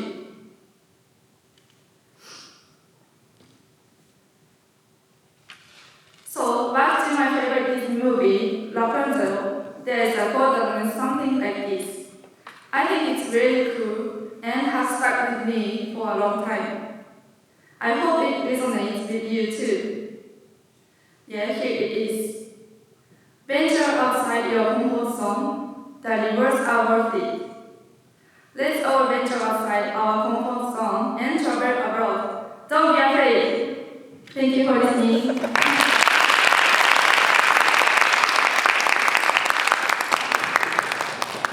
Yes, Midori, thank you very much. A very good message. Don't be afraid, young people. Let's go abroad and learn a big perspective. Right. A new perspective about life. Have you ever traveled abroad before? Yes. Oh, really? Yes. I've been to 22 countries. Oh, really? Yeah. All right. I don't think we have time to listen to all those countries. No. But guys, make sure you go abroad. Another fact is only 33% of Japanese people hold passports. Did you know that? I didn't know that. No. It's a very small number, and that number is decreasing every year. And it looks like we've got our friends from Wakata High School. Welcome. Welcome, Wakata High Schoolers. Welcome. All right. I think it's time to introduce our next guest, our next speaker. 4 more to go. Just a few more, guys. 4 more. Next up, we have Fuzuki Suyama with We Can Be Giants.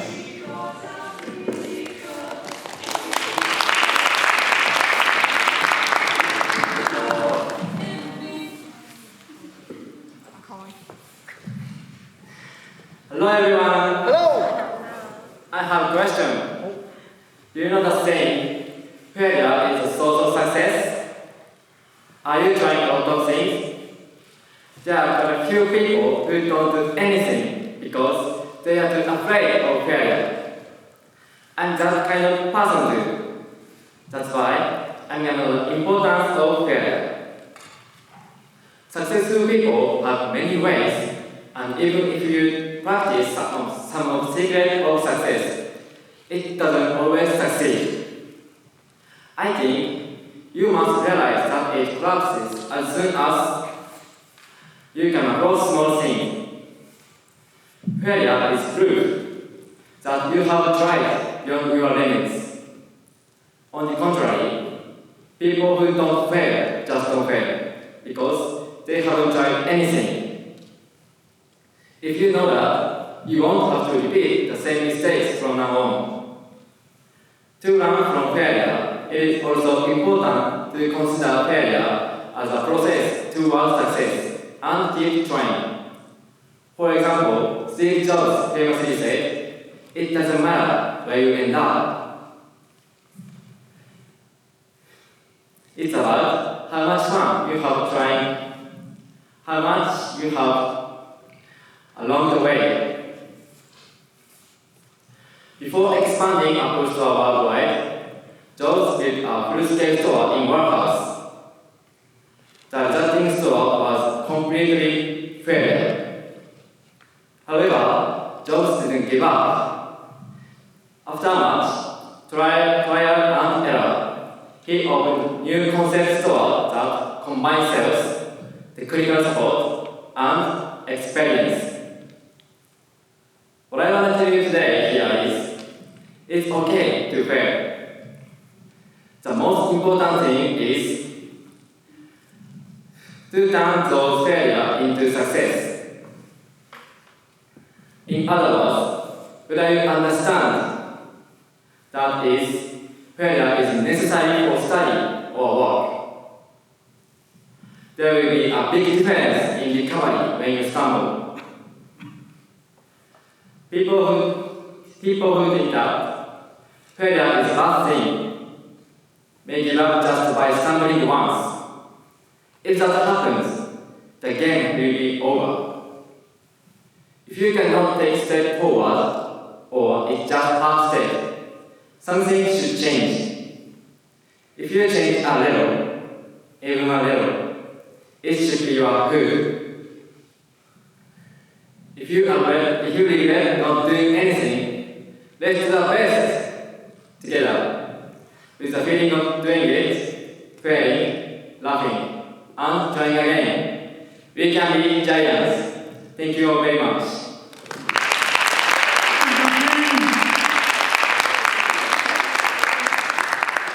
Just like to say thank you to Kazuki's mum. Good job. Good job. Well done.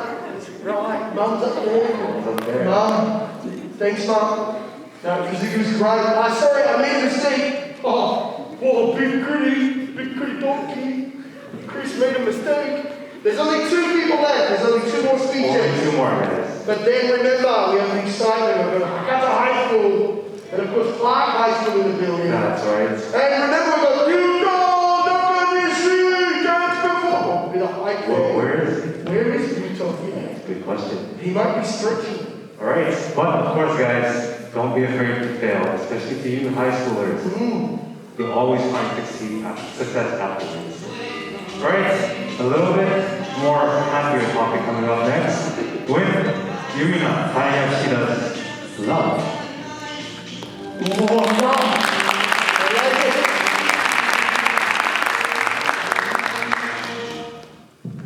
Hello everyone. Hello. How are you today? Good. What do you think about international couples? Have you ever thought of dating your holding partner? How would you feel if you were dating one? Exciting or boring? These days, I started seeing lots of international couples on YouTube and in Fukuoka. However, some people say that international couples are not good at communicating because they have a language barrier and cultural differences. Those things can actually make relationships more exciting. I believe you will definitely have good points if you are going out with a holding partner. So now my main question is, should you date a foreigner? Let me begin by talking about my first point. I think the first advantage of having a holding partner is knowing another language. I believe that language barrier is not the problem about communication. In fact, it's a big benefit for the couples to learn another language. I think you can speak another language easily because the learning comes naturally without any pressure. So you don't feel embarrassed even if you make a mistake. This way, you will have a higher chance to expand your language skill. You can practice all the skills in learning the language.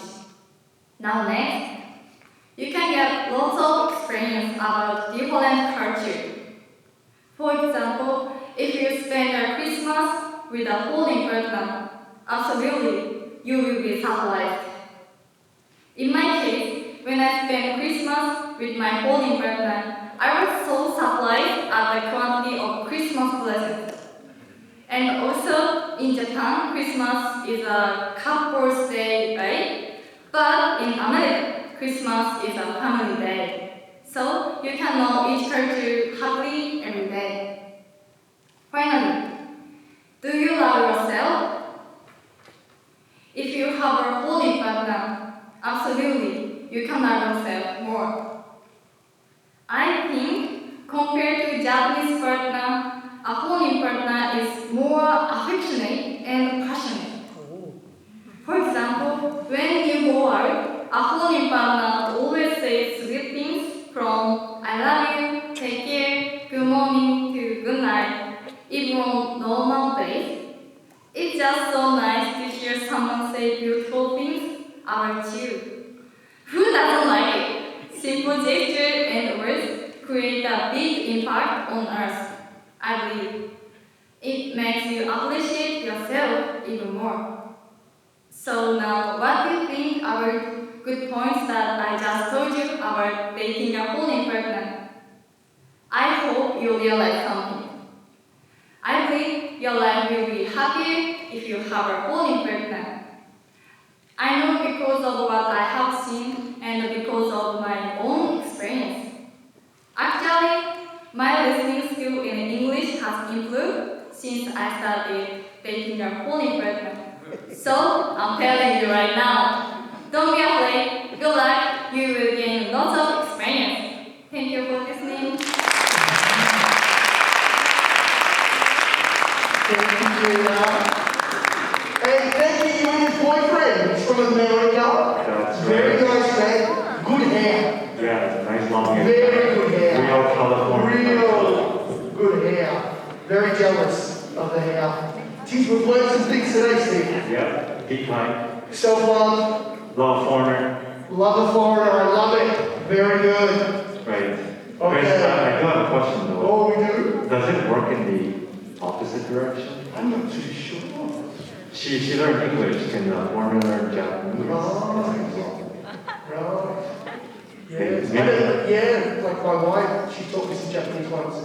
But I don't think it's any, how about anyone being only go on, I don't know.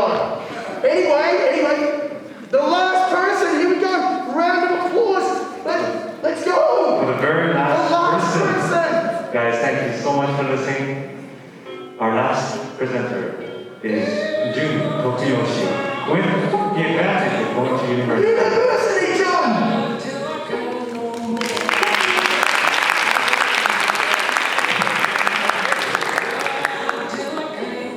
Hi.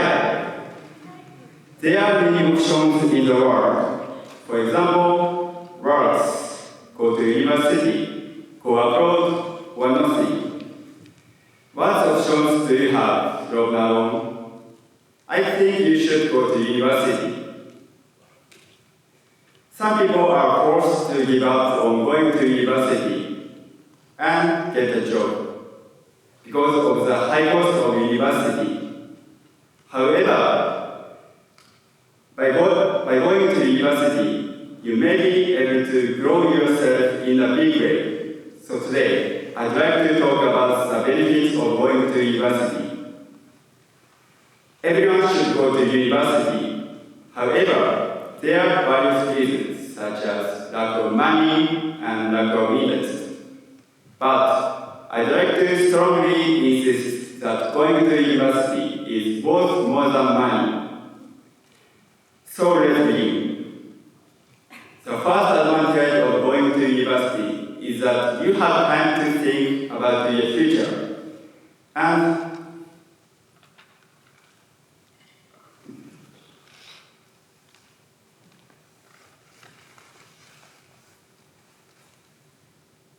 find what you want to do. University students have time to do, so there are many things they can experience, such as club activities, part-time jobs, volunteer works, and internships. So they can find out exactly what they want to do.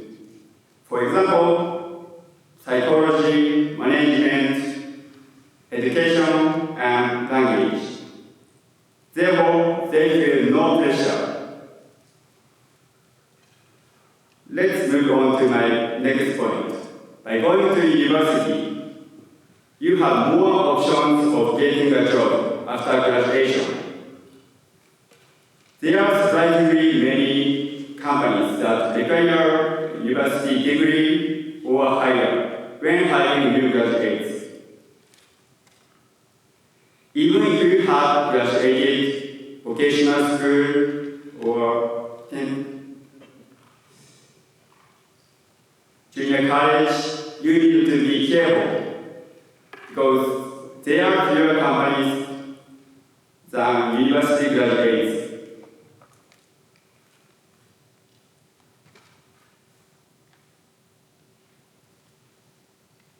After graduating from university, there are chances to get a job at a major company, such as you can be Japan Airlines, president of Toyota, or IT Google. If you only have high school diploma, there are only part-time jobs and temporary work. Do you want to be like that? I think your answer is no. Let's move on to my final point. By going to university, there are different kinds of people. You will meet in university from different places or backgrounds. A wide range of connection is a really fun exchange, and through exchange,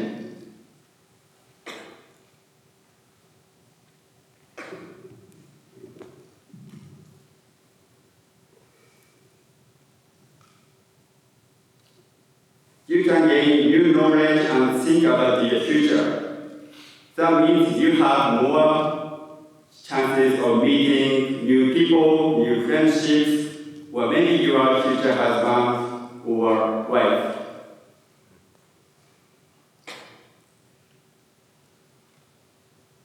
After graduation, you can still stay in contact with them and share experiences in life.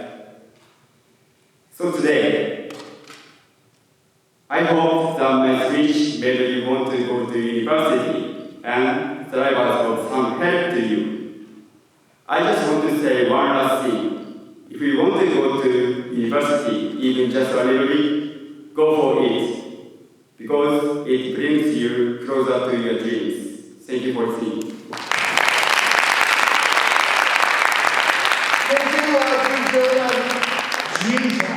Don't worry about the speech contest. Maybe we can have a debate. A debate? We need Mr. Chino up here telling him, no! No! Let your children grow into the person they want to be.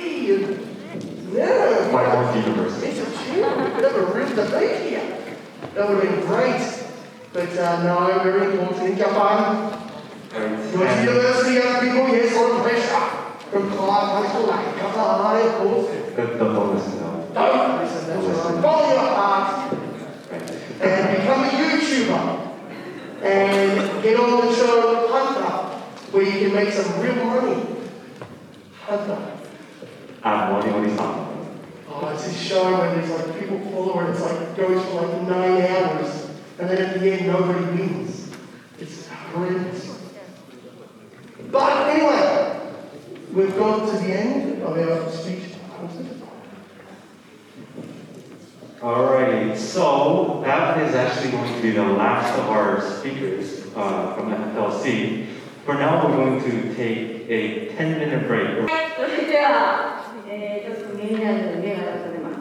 高校生の方、今日、博多高校と、それからクラブメモリアルインターナショナルハイスクール。2つの高校から高校生来ていただきましたので、早速、ディクションスピーチをやっていただこうと思います。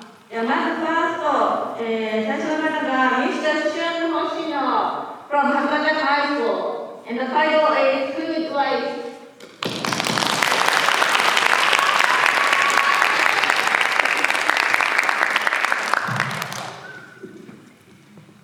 Hi everyone, my name is Hoshino Shun. My friends call me Shun.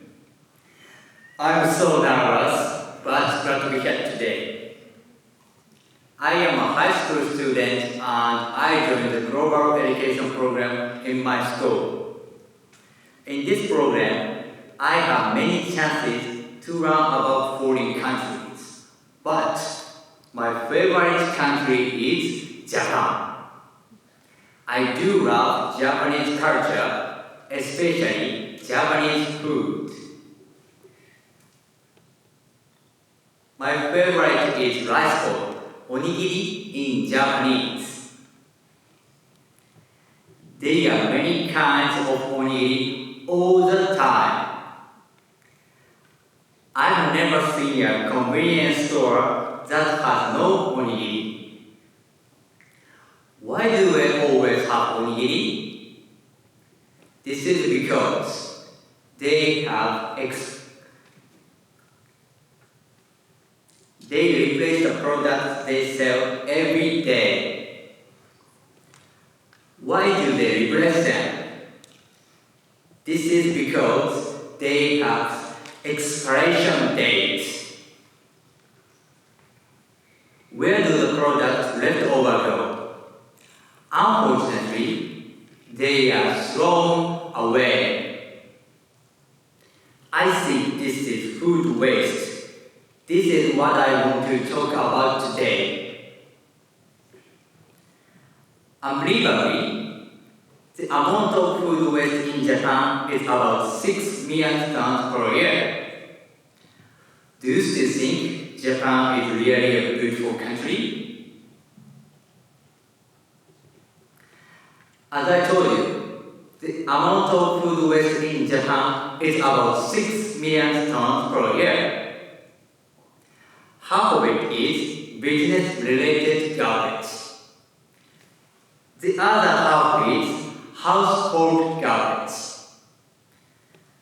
I think it is impossible to use business-related garbage by ourselves. But it does seem possible to use household garbage. How? It is easy. Check what to buy before you go shopping. Here are some questions. What do you do at night before the entrance exam? I think you check what you have to bring for exam. What do you do before you take interview test? You check your appearance.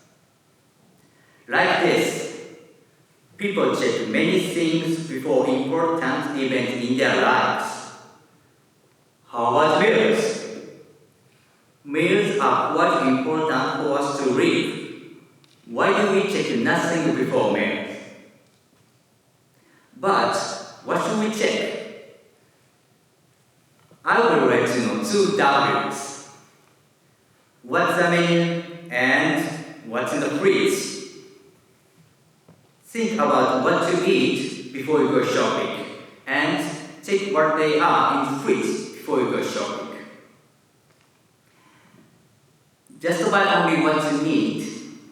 The key phrase are what's the menu, what's in the fridge. Repeat after me. What's the menu? What's the menu? What's in the fridge? What's in the fridge? Everybody say it together. What's the menu? What's the menu? What's in the fridge? What's in the fridge? Thank you. If you remember these 2 W's, write them down and put them on the fridge. We can then reduce 3 million tons of food waste in Japan. Think globally, act locally. Thank you for listening today.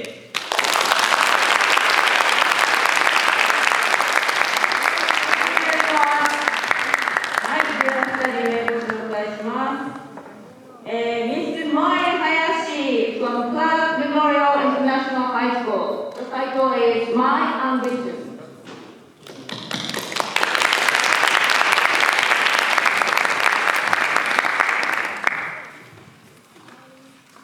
Hi everyone, I'm grateful to be here and I'm very nervous, but I will do my best. Okay, first, take a look at me. What would you think if I told you that I am handicapped? You will be surprised, right? Well, it's true.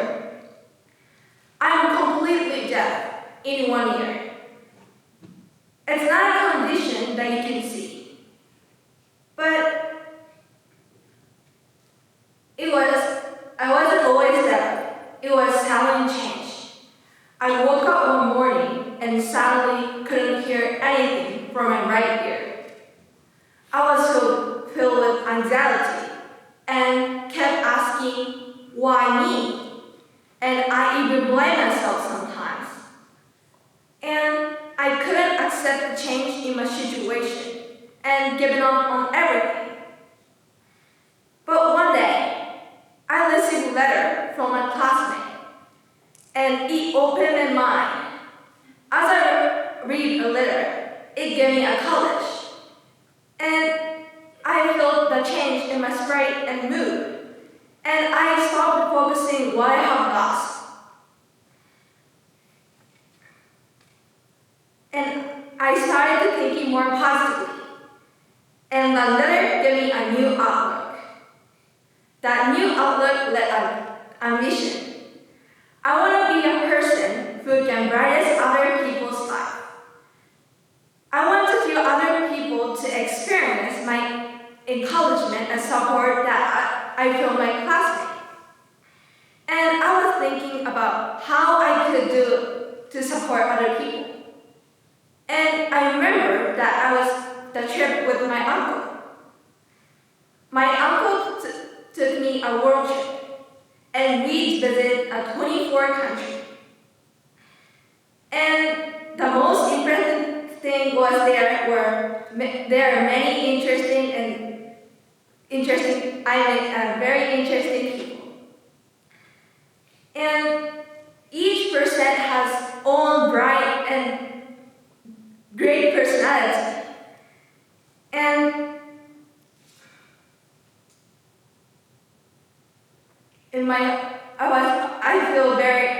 I was very surprised. And the experience, and I was able to experience such a difficult, such a wide range culture. And the most impressive thing was there are so many different and I remember the experience helped me to decide how to become a person who can praise other people. My journey for this goal began with my difficulty in my past. It continues in present every day. But my focus in the future. To complete my journey, I have 3 major goals. First is English proficiency, bar certification, and volunteer activity. I am currently studying on English major. And by practicing English every day, I can improve. I am to pass the 8 in pre-1 test within a year. But why English is so important to achieve my goal? Because I discovered on a trip with my uncle that English is useful almost all the world. By becoming proficient in English, I can make a difference in people in many different places. The second is becoming a certified in various fields. I have acquired some certificates such as cooking, calligraphy, and information processing so far. With those certifications, I can have more confidence in myself and able to support other people. I will keep taking more tests like this, and by the time I graduate from my high school, I will have more certification, as many as I can. Finally, the major step on my journey is engaging volunteer activity. I strongly believe that any kind of volunteer activity will not only within my future opportunity, but they also help me to bring the many people's face smile. So, in conclusion, I have one whole tragedy happen when I lost hearing. But thanks to my uncle, my classmate, teacher, and family, and all of them, and I was able to recover. And now my new ambitions and help other people find joy and brightness, remembering my experience with my uncle, give me a new direction. By mastering English and certificate in many areas,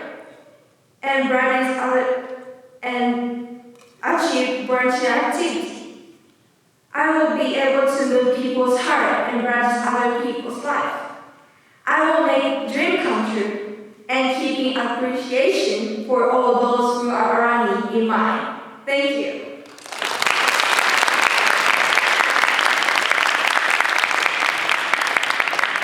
ありがとうございました。はい、では、最後の方紹介します。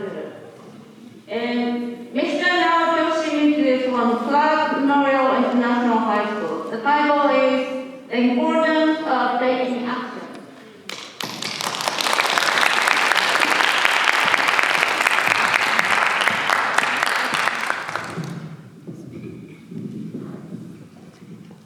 Hello everyone. Today I will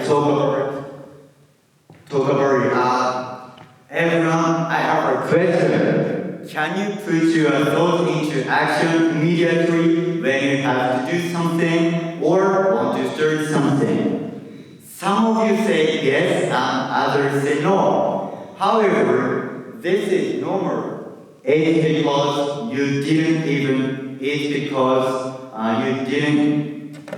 I'm sorry.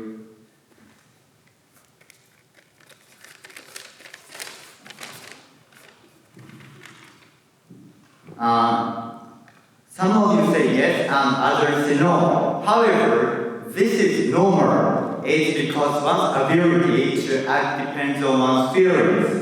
But for even such a person, there is a way to move into action whenever you need to. Firstly, let me talk about the importance of moving to action. Have you ever experienced that you did something different even though you had other things to do?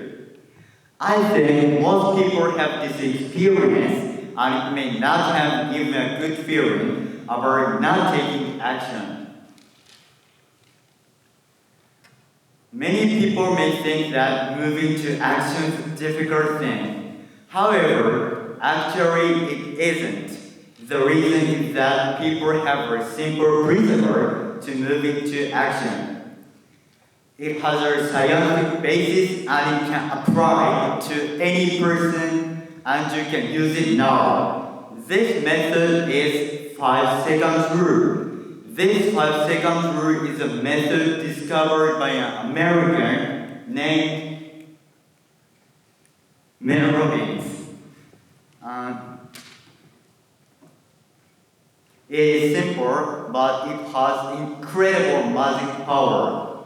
The way is simply saying 5, 4, 3, 2, 1, and you move on to the things you want to do or you have to do.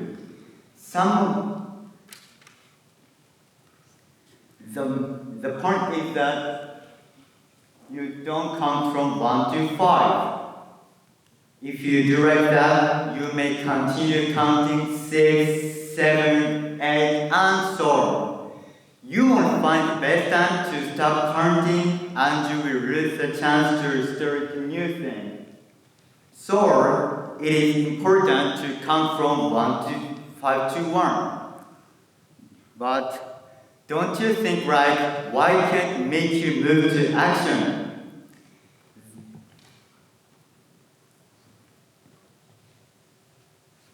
It has a reason in the human brain.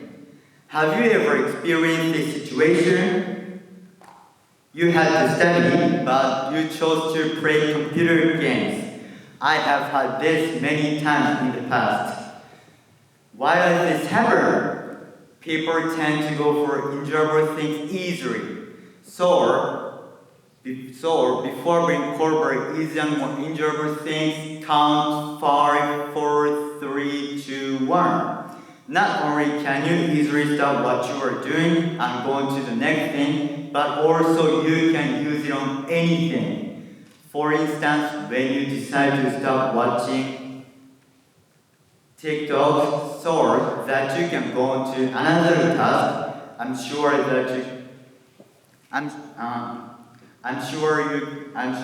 can stop watching it by using this method. The 5-second rule can be used for this type of bad habit and other things you want to start.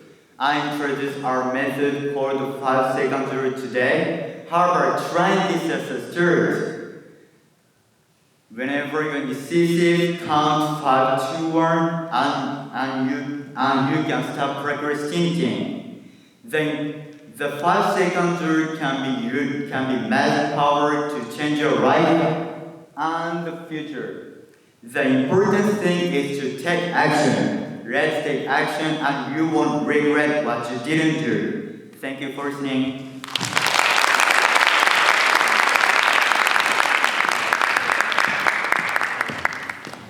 ありがとうございました。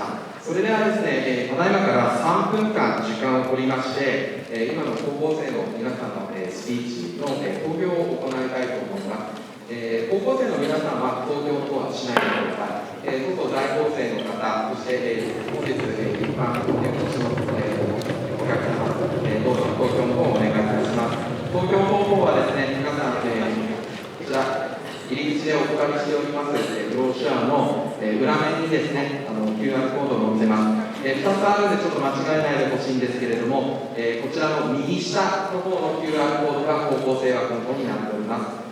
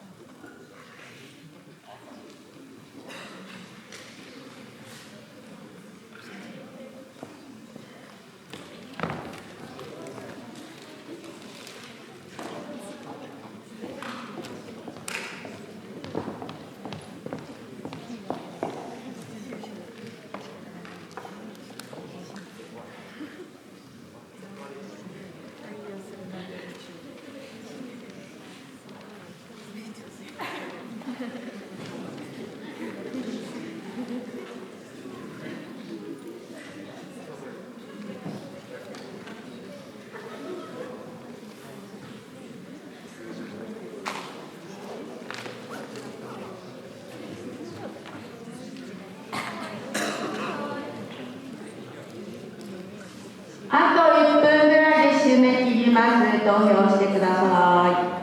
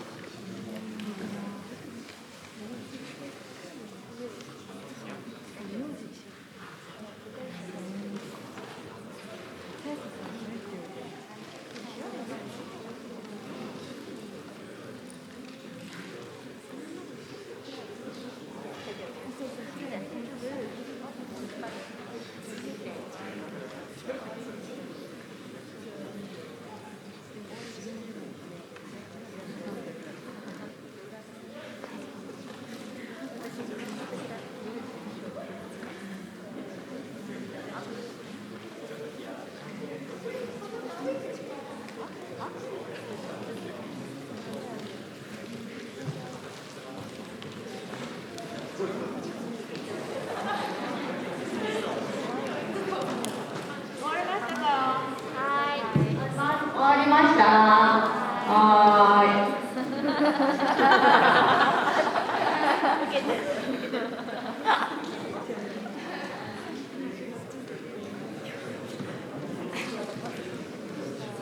々待ってください。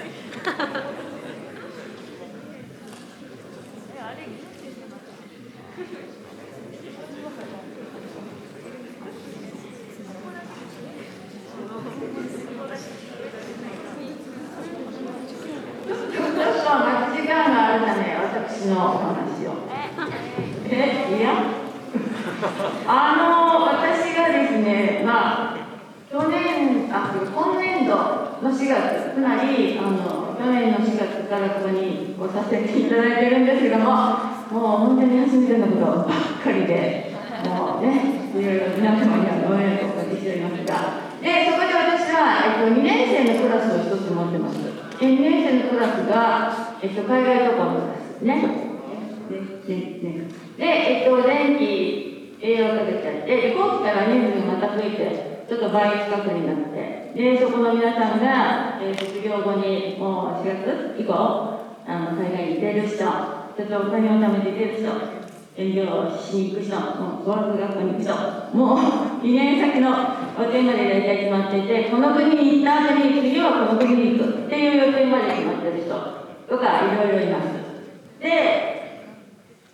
1年生の皆さん、ぜひ先輩の話を聞く機会が、この、最後のっていうか、2月の最後の授業の辺にあるので、そこで先輩にいろいろ話を聞いて、質問をして、自分の将来に先輩の体験を活用、利用させていただくというチャンスがありますので、ぜひその日を楽しみにしてください。はい。それでは、再度ですね、高校生の方で、発表された方、どうぞコーナーにしてください。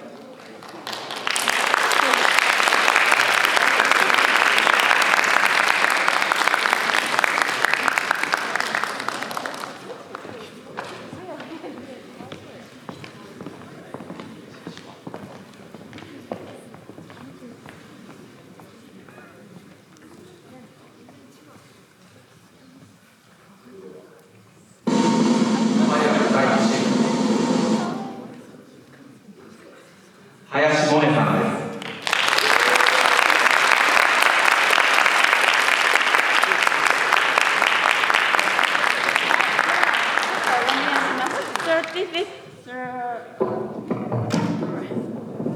Certificate of Speech Excellence. First place.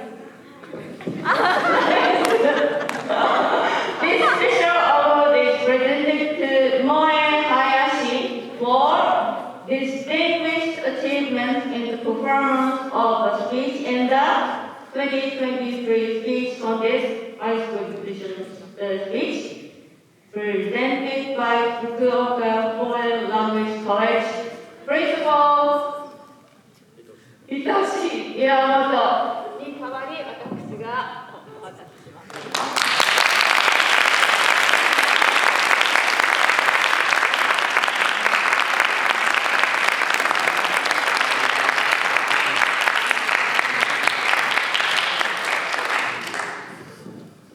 それではですね、2位と3位は、ございません。はい。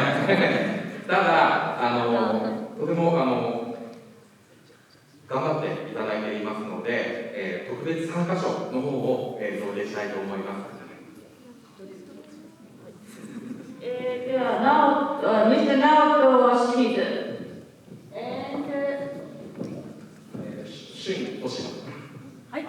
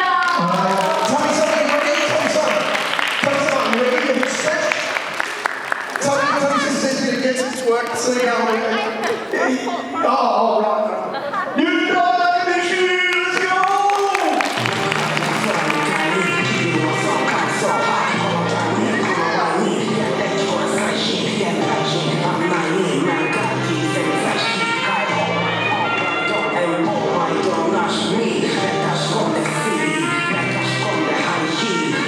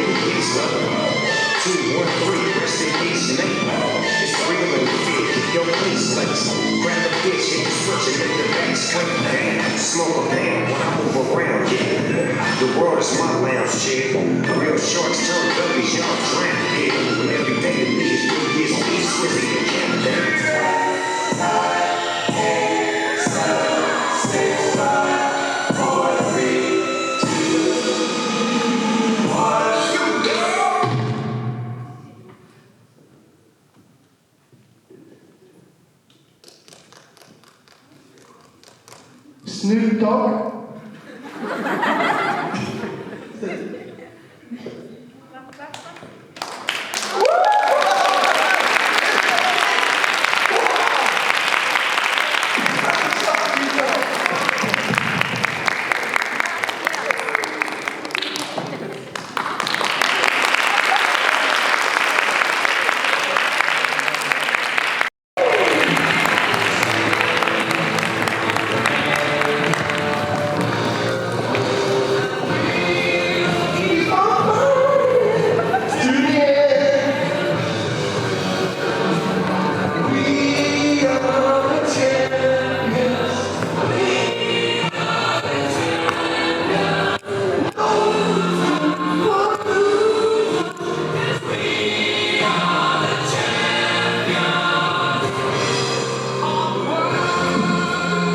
Well, here they are, ladies and gentlemen. A round of applause for you 2023 finalists. One more time, guys. One more time, Get man. together for a finalist.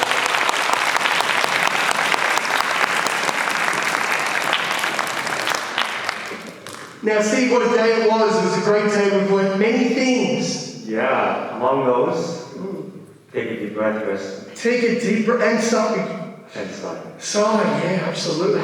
Now, the voting was pretty tough, actually. There was a lot of fighting back there. Yeah. We were throwing chairs and Yeah. who we should get first. Yeah, it was like a joke, wasn't it? Like a Canadian, an Australian, an Englishman, and an American, Right. and a Japanese walk into a room. It was never going to be, it wasn't going to, there was a bit of conflict. There was quite a bit of conflict, guys. And you guys deserve the conflict because, you know, you did such a great job today. Everybody spoke, everybody made eye contact, looked up, spoke from the heart about things they wanted to speak about. Exactly. Their choice, not a recitation, it's a self-written, self-believing. This is what I want you to believe as well. Right? So? Right.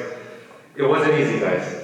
And I'm sure, hopefully, it wasn't easy for you guys as well, because everyone here had the courage to come up here and speak in front of everyone else here, right? And they worked hard, never mind. So today we start off with the Student's Choice Award. This is an award that you guys decided on with our beautiful QR coding. And we welcome ourselves to 2023 FFLC with a QR code. Very exciting. Right. So the Student's Choice Without any further ado, is... ready?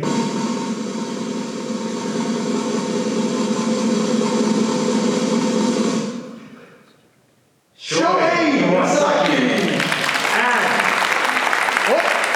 Kano Takagi. Kano Takagi, the student choice. Please come up. Please say thank you to the people that chose you. Thank you.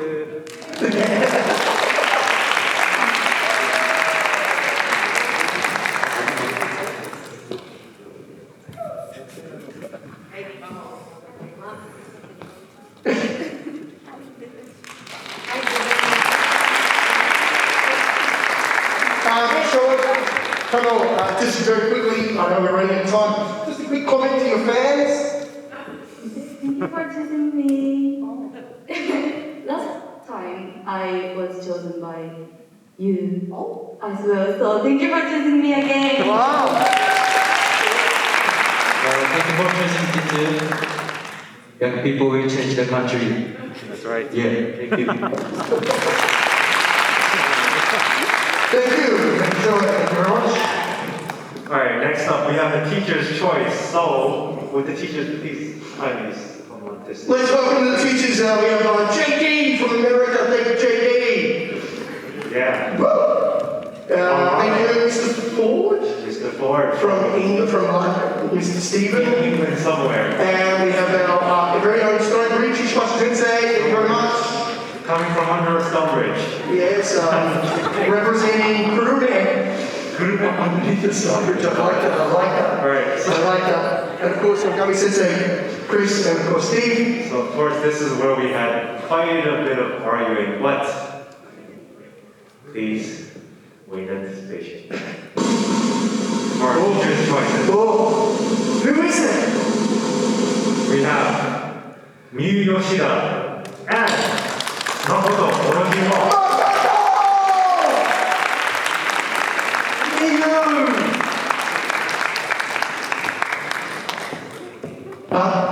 Please say thank you to the teachers and oh.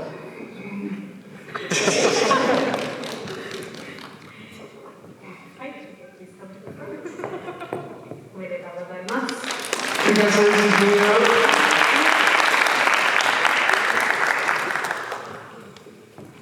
Tomorrow.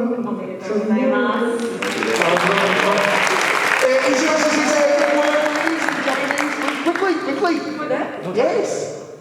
Good job. Yes, now. まだ今から表彰のね3位2位1位あるんですけど、なかなか難しいんですよ。本当に先生たち真剣に話し合って、選びました。おめでとうございます。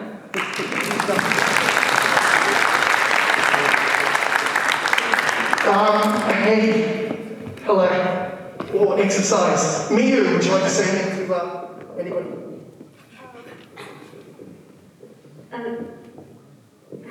I didn't think I was chosen by you, so thank you very much for choosing me. Thank you.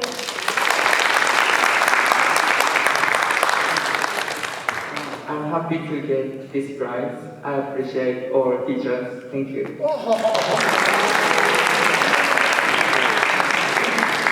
Wow! He appreciates the team. Wow!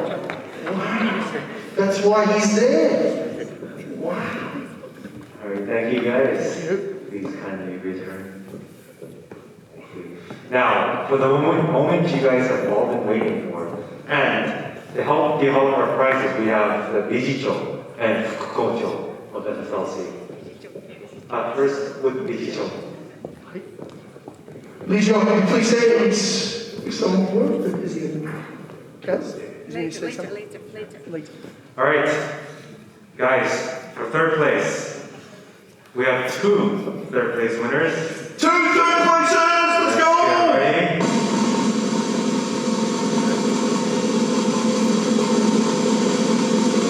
We have once again Kano Takagi. Kano Takagi! And Moi Takano!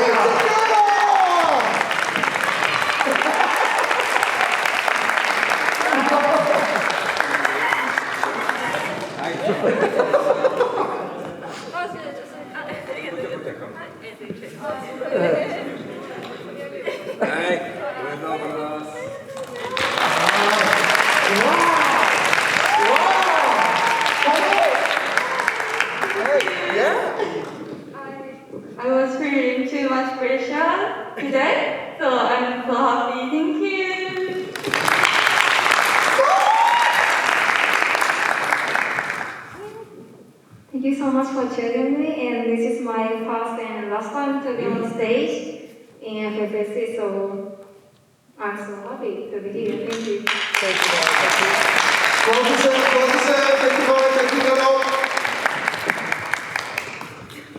Oh, now it's getting exciting. It's getting exciting. It's getting there. Second place, here we go. Second place was quite a struggle, but let's see.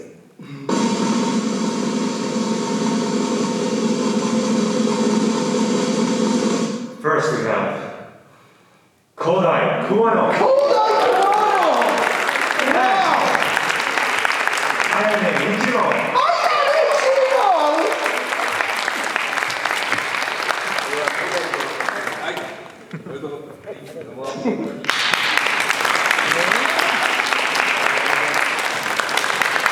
Oh, this is a great result! Kodai! The little koala! Hi, I'm Koala. Thanks for being my supportive audience, and I'm so happy. Thank you. This is a great second-year student, an absolute angel. Well done. I'm not angel in terms of my appearance, but I so appreciate it for you choosing me.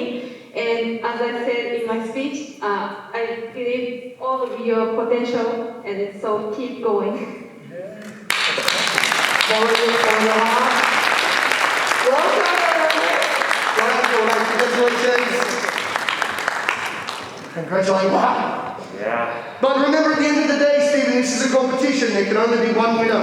Only one. Only one winner. And guys, this was not even arguments. No arguments. Right away. From the beginning, we all knew. The first thing that we said was Shoei Iwasaki. Shoei Iwasaki! Nagasaki! Represent! Nagasaki! Where's Wataki? These are upsets! Oh my God. Where's your friends? Casuals? Really? Hey, Casho! Let's go! Kitty cute. Yeah. Oh my God! Thank you for choosing me. Actually, I gave a speech many times in this school, and finally I made it. So I'm so glad I did. Thank you.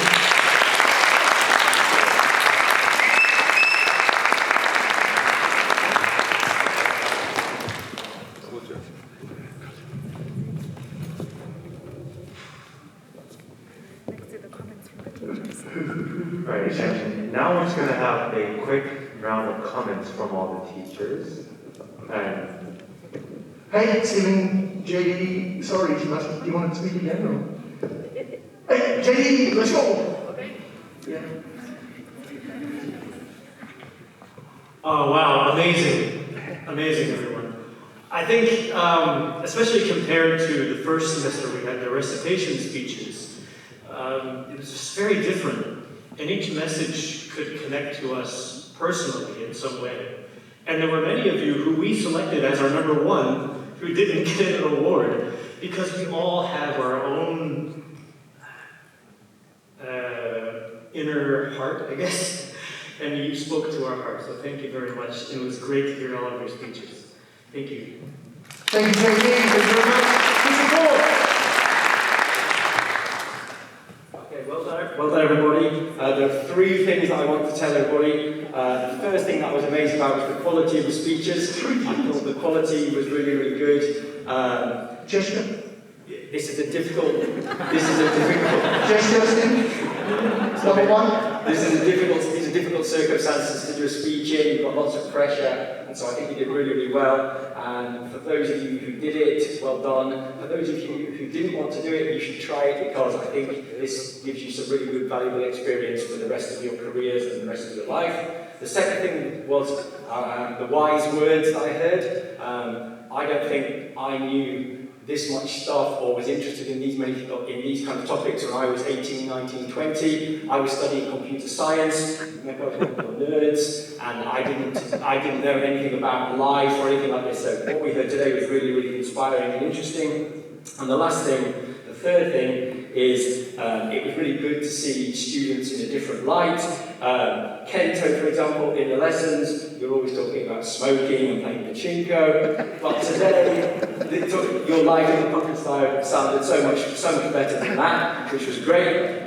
Yuina, you're so quiet in the lessons, but today you were really confident, you really stood up and spoke. And I thought you're always, you're quite loud in the lessons anyway, so today you were very loud again. So no surprises there. But well done everybody, I really enjoyed it. I missed it last time, I'm glad I made it this time. Thank you very much. Thank you, Stephen. Thank you. Thank you so much.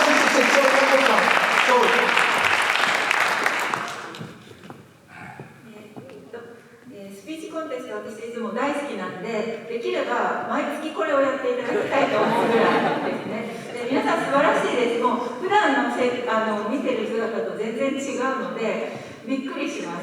でなんで普段と違うのかなと思うんですけど、とにかくスピーチを仕上げるっていうのはすごく大変なことで、まず自分の意見を持たなくちゃいけないし、それを他の人に分かってもらうようにまとめたり調べたり練り直したりで最終的に英語で喋るわけですから、とっても大変な作業だと思うんですけども、今日ここに立った皆さん素晴らしくて、さっきも、言ったんですけど1位2位3位、先生のティーチャーズチョイス選ぶのすごく意見がね、先生たちの意見がぶつかって選ぶの大変なんですよね。でここに選ばれなかったギリギリで選ばれなかった人もいるし、それぞれの先生が気に入った人とかもいっぱいいるんですね。でちょっとトピックも皆さんが自由に選んでるのでバラバラで重いトピックともうちょっとなん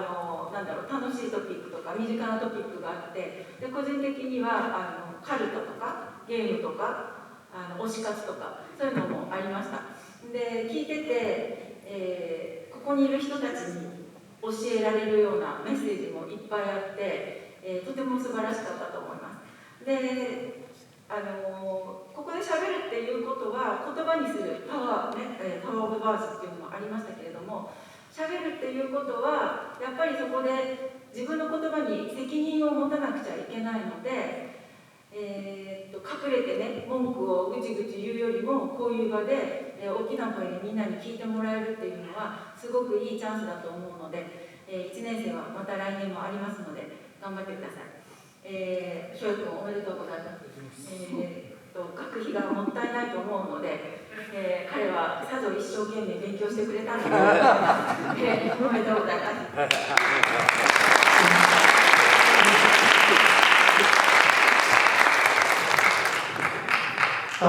す。Steve? Hi. Hi, Chris. Hi. My name is Steve. Thank you, guys. Okay, so... We'll be quick.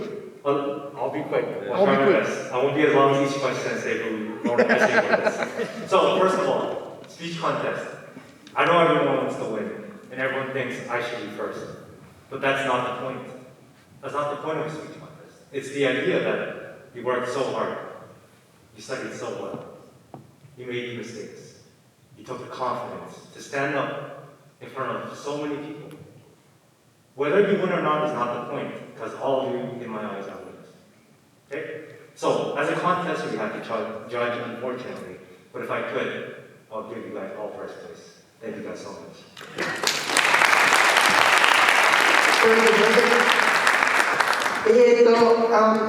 No, I know I joke around a lot and I say a lot of things, but I think with the technology nowadays, it's changing the landscape, especially with writing, with a certain GTP chat coming out. I think there's one thing that we can still do, and that is speak and present. And one presentation can change your life. You might go, shut up, Chris, you're old, you don't know what you're talking about.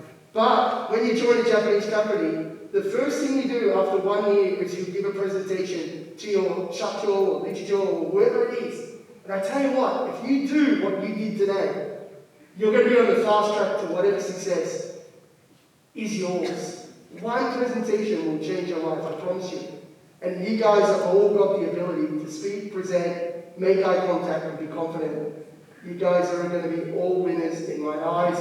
Congratulations, everybody. Now we want to give the stage to our Vice Principal, Mr. Mori.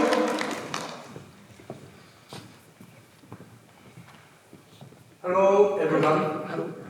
So I have a question. Do you know me? I'm just a man standing in front of the school every day and reading to students. Okay. I'm not good at speaking English, so please allow me to speak Japanese. Okay? Okay. 皆さんおめでとうございます。賞を取った方、本当に良かったですね。本当にお喜び申し上げます。でもね、賞を取った方だけじゃなくて、皆さんね、ここの席に、ここのステージに立った。それが私、とっても値打ちがあると思います。勇気がいります。それから練習も必要です。できれば避けたいという気持ちが、やっぱり人間だからありますけれども、勇気を持って、そして挑戦してくれたこと、これが何よりの宝物だと私は思っております。本当におめでとうございます。それから今後もね、どうか努力を続けていただけたらありがたいなと思っております。で、皆さん方の、そうですね、参考にしていただくために、少しちょっとエピソードの話をしたいと思いますが、私はかつて、海外の日本人学校に勤めておりました。そういう中で海外で活躍する日本人に出会ったんですが、2人の人を紹介したいと思います。1人はシンガポール日本人学校の事務局長です。で、彼は、三菱商事に勤める商社マンでした。で、とてもコミュニケーション能力抜群でですね、いろんな人をこうなんて言いますかね、手なずけている。で、そういう仕事だったんですね。で、現地の職員、シンガポリアンですけど、シンガポールの職員をですね、うまく棚ぼこに乗せて、うまく使ってたんですね。その時の武器は何やったか。もちろん英語しか使えませんから、通じませんから英語なんですが、英語と日本語を交えて、ユーモアを交えてですね、本当にうまくコミュニケーションを取ってたんですね。で、その時に思ったのは、言葉というのは、言葉の上手い下手いはありますけれども、そうじゃなくて、相手に通じるものをですね、持ってるかどうかなんだなというふうに思いました。で、もう一人はワシントン、日本語修士学校の事務局長なんですけれども、彼はアメリカが大好きで、アメリカに、セナ学院大学を卒業してアメリカに留学したんですね。で、アーカンソーの大学を卒業して大学院まで行きました。アメリカ企業に勤めて、そしてアメリカ人の奥さんをもらって、アメリカで家庭を築いていました。で、もうネイティブ級のですね、素晴らしい英語をしゃべる方だったんですね。で、このお二人に共通するのは何かと言いましたら、やっぱりコミュニケーション能力なんです。本当に自分から心を開いてですね、そこで伝えようという気持ちがですね、はっきりと伝わってきます。で、こういう人になっていくのが大事なんだなと私は思います。日本語で構わないと思います。で、日本語マジの英語で、そして発音も上手じゃなくても構わないと思います。その自分の気持ちをですね、どんだけぶつけられるか、そこが大事だと思いますので、ぜひですね、コミュニケーションスキルを磨いて、英語を磨いて、世界に羽ばたいていただきたいなと思っております。皆さんの将来に幸あることを記念しつつ、私の好評の言葉とさせております。ありがとうございました。はい。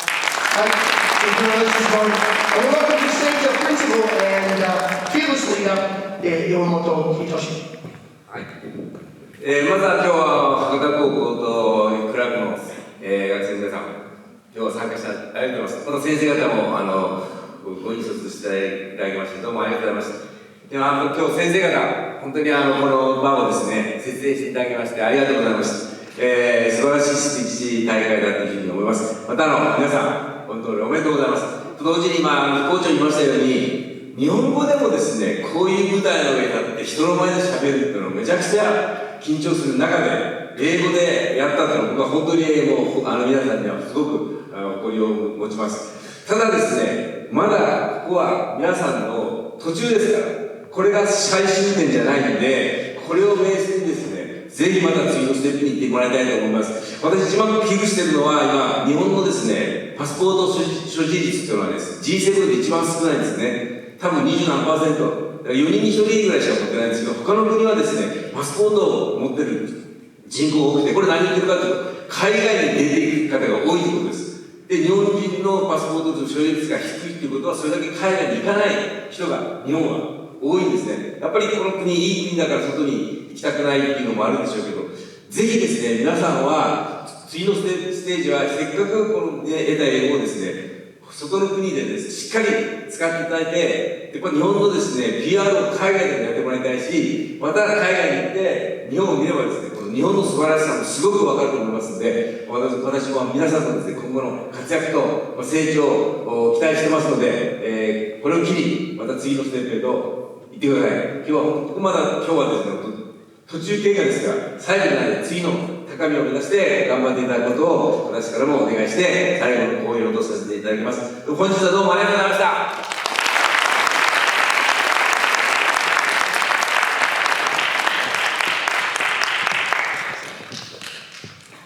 はい、それでは皆さん、本当に長い時間ありがとうございました。もう一度、ファイナリストの皆さんに大きな拍手を。それから今日 MC を務めてくれた2人、クリス先生とスティーブ先生にも大きな拍手をお願いします。よろしくお願いします。今日、審査をしていただいた先生方にも大きな拍手をお願いします。はい、それから今日お忙しい中に来ていただきました、お越しいただきました。高校生の皆さん、先生方、そして保護者の皆様、お友達の皆様、今日は皆のために来ていただき、本当にありがとうございます。もう今日が、皆さんにとって何か心に残る1ページになればと思います。また来年も、皆さんの力でいいスピーチコンテストを作っていけたらと思いますので、皆さんよろしくお願いします。今日は本当にありがとうございました。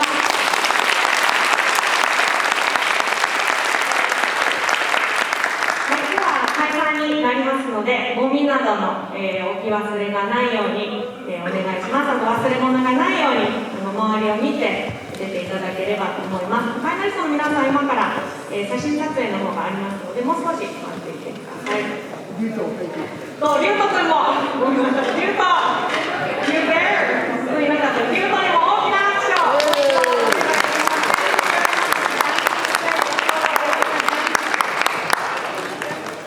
リュウトも。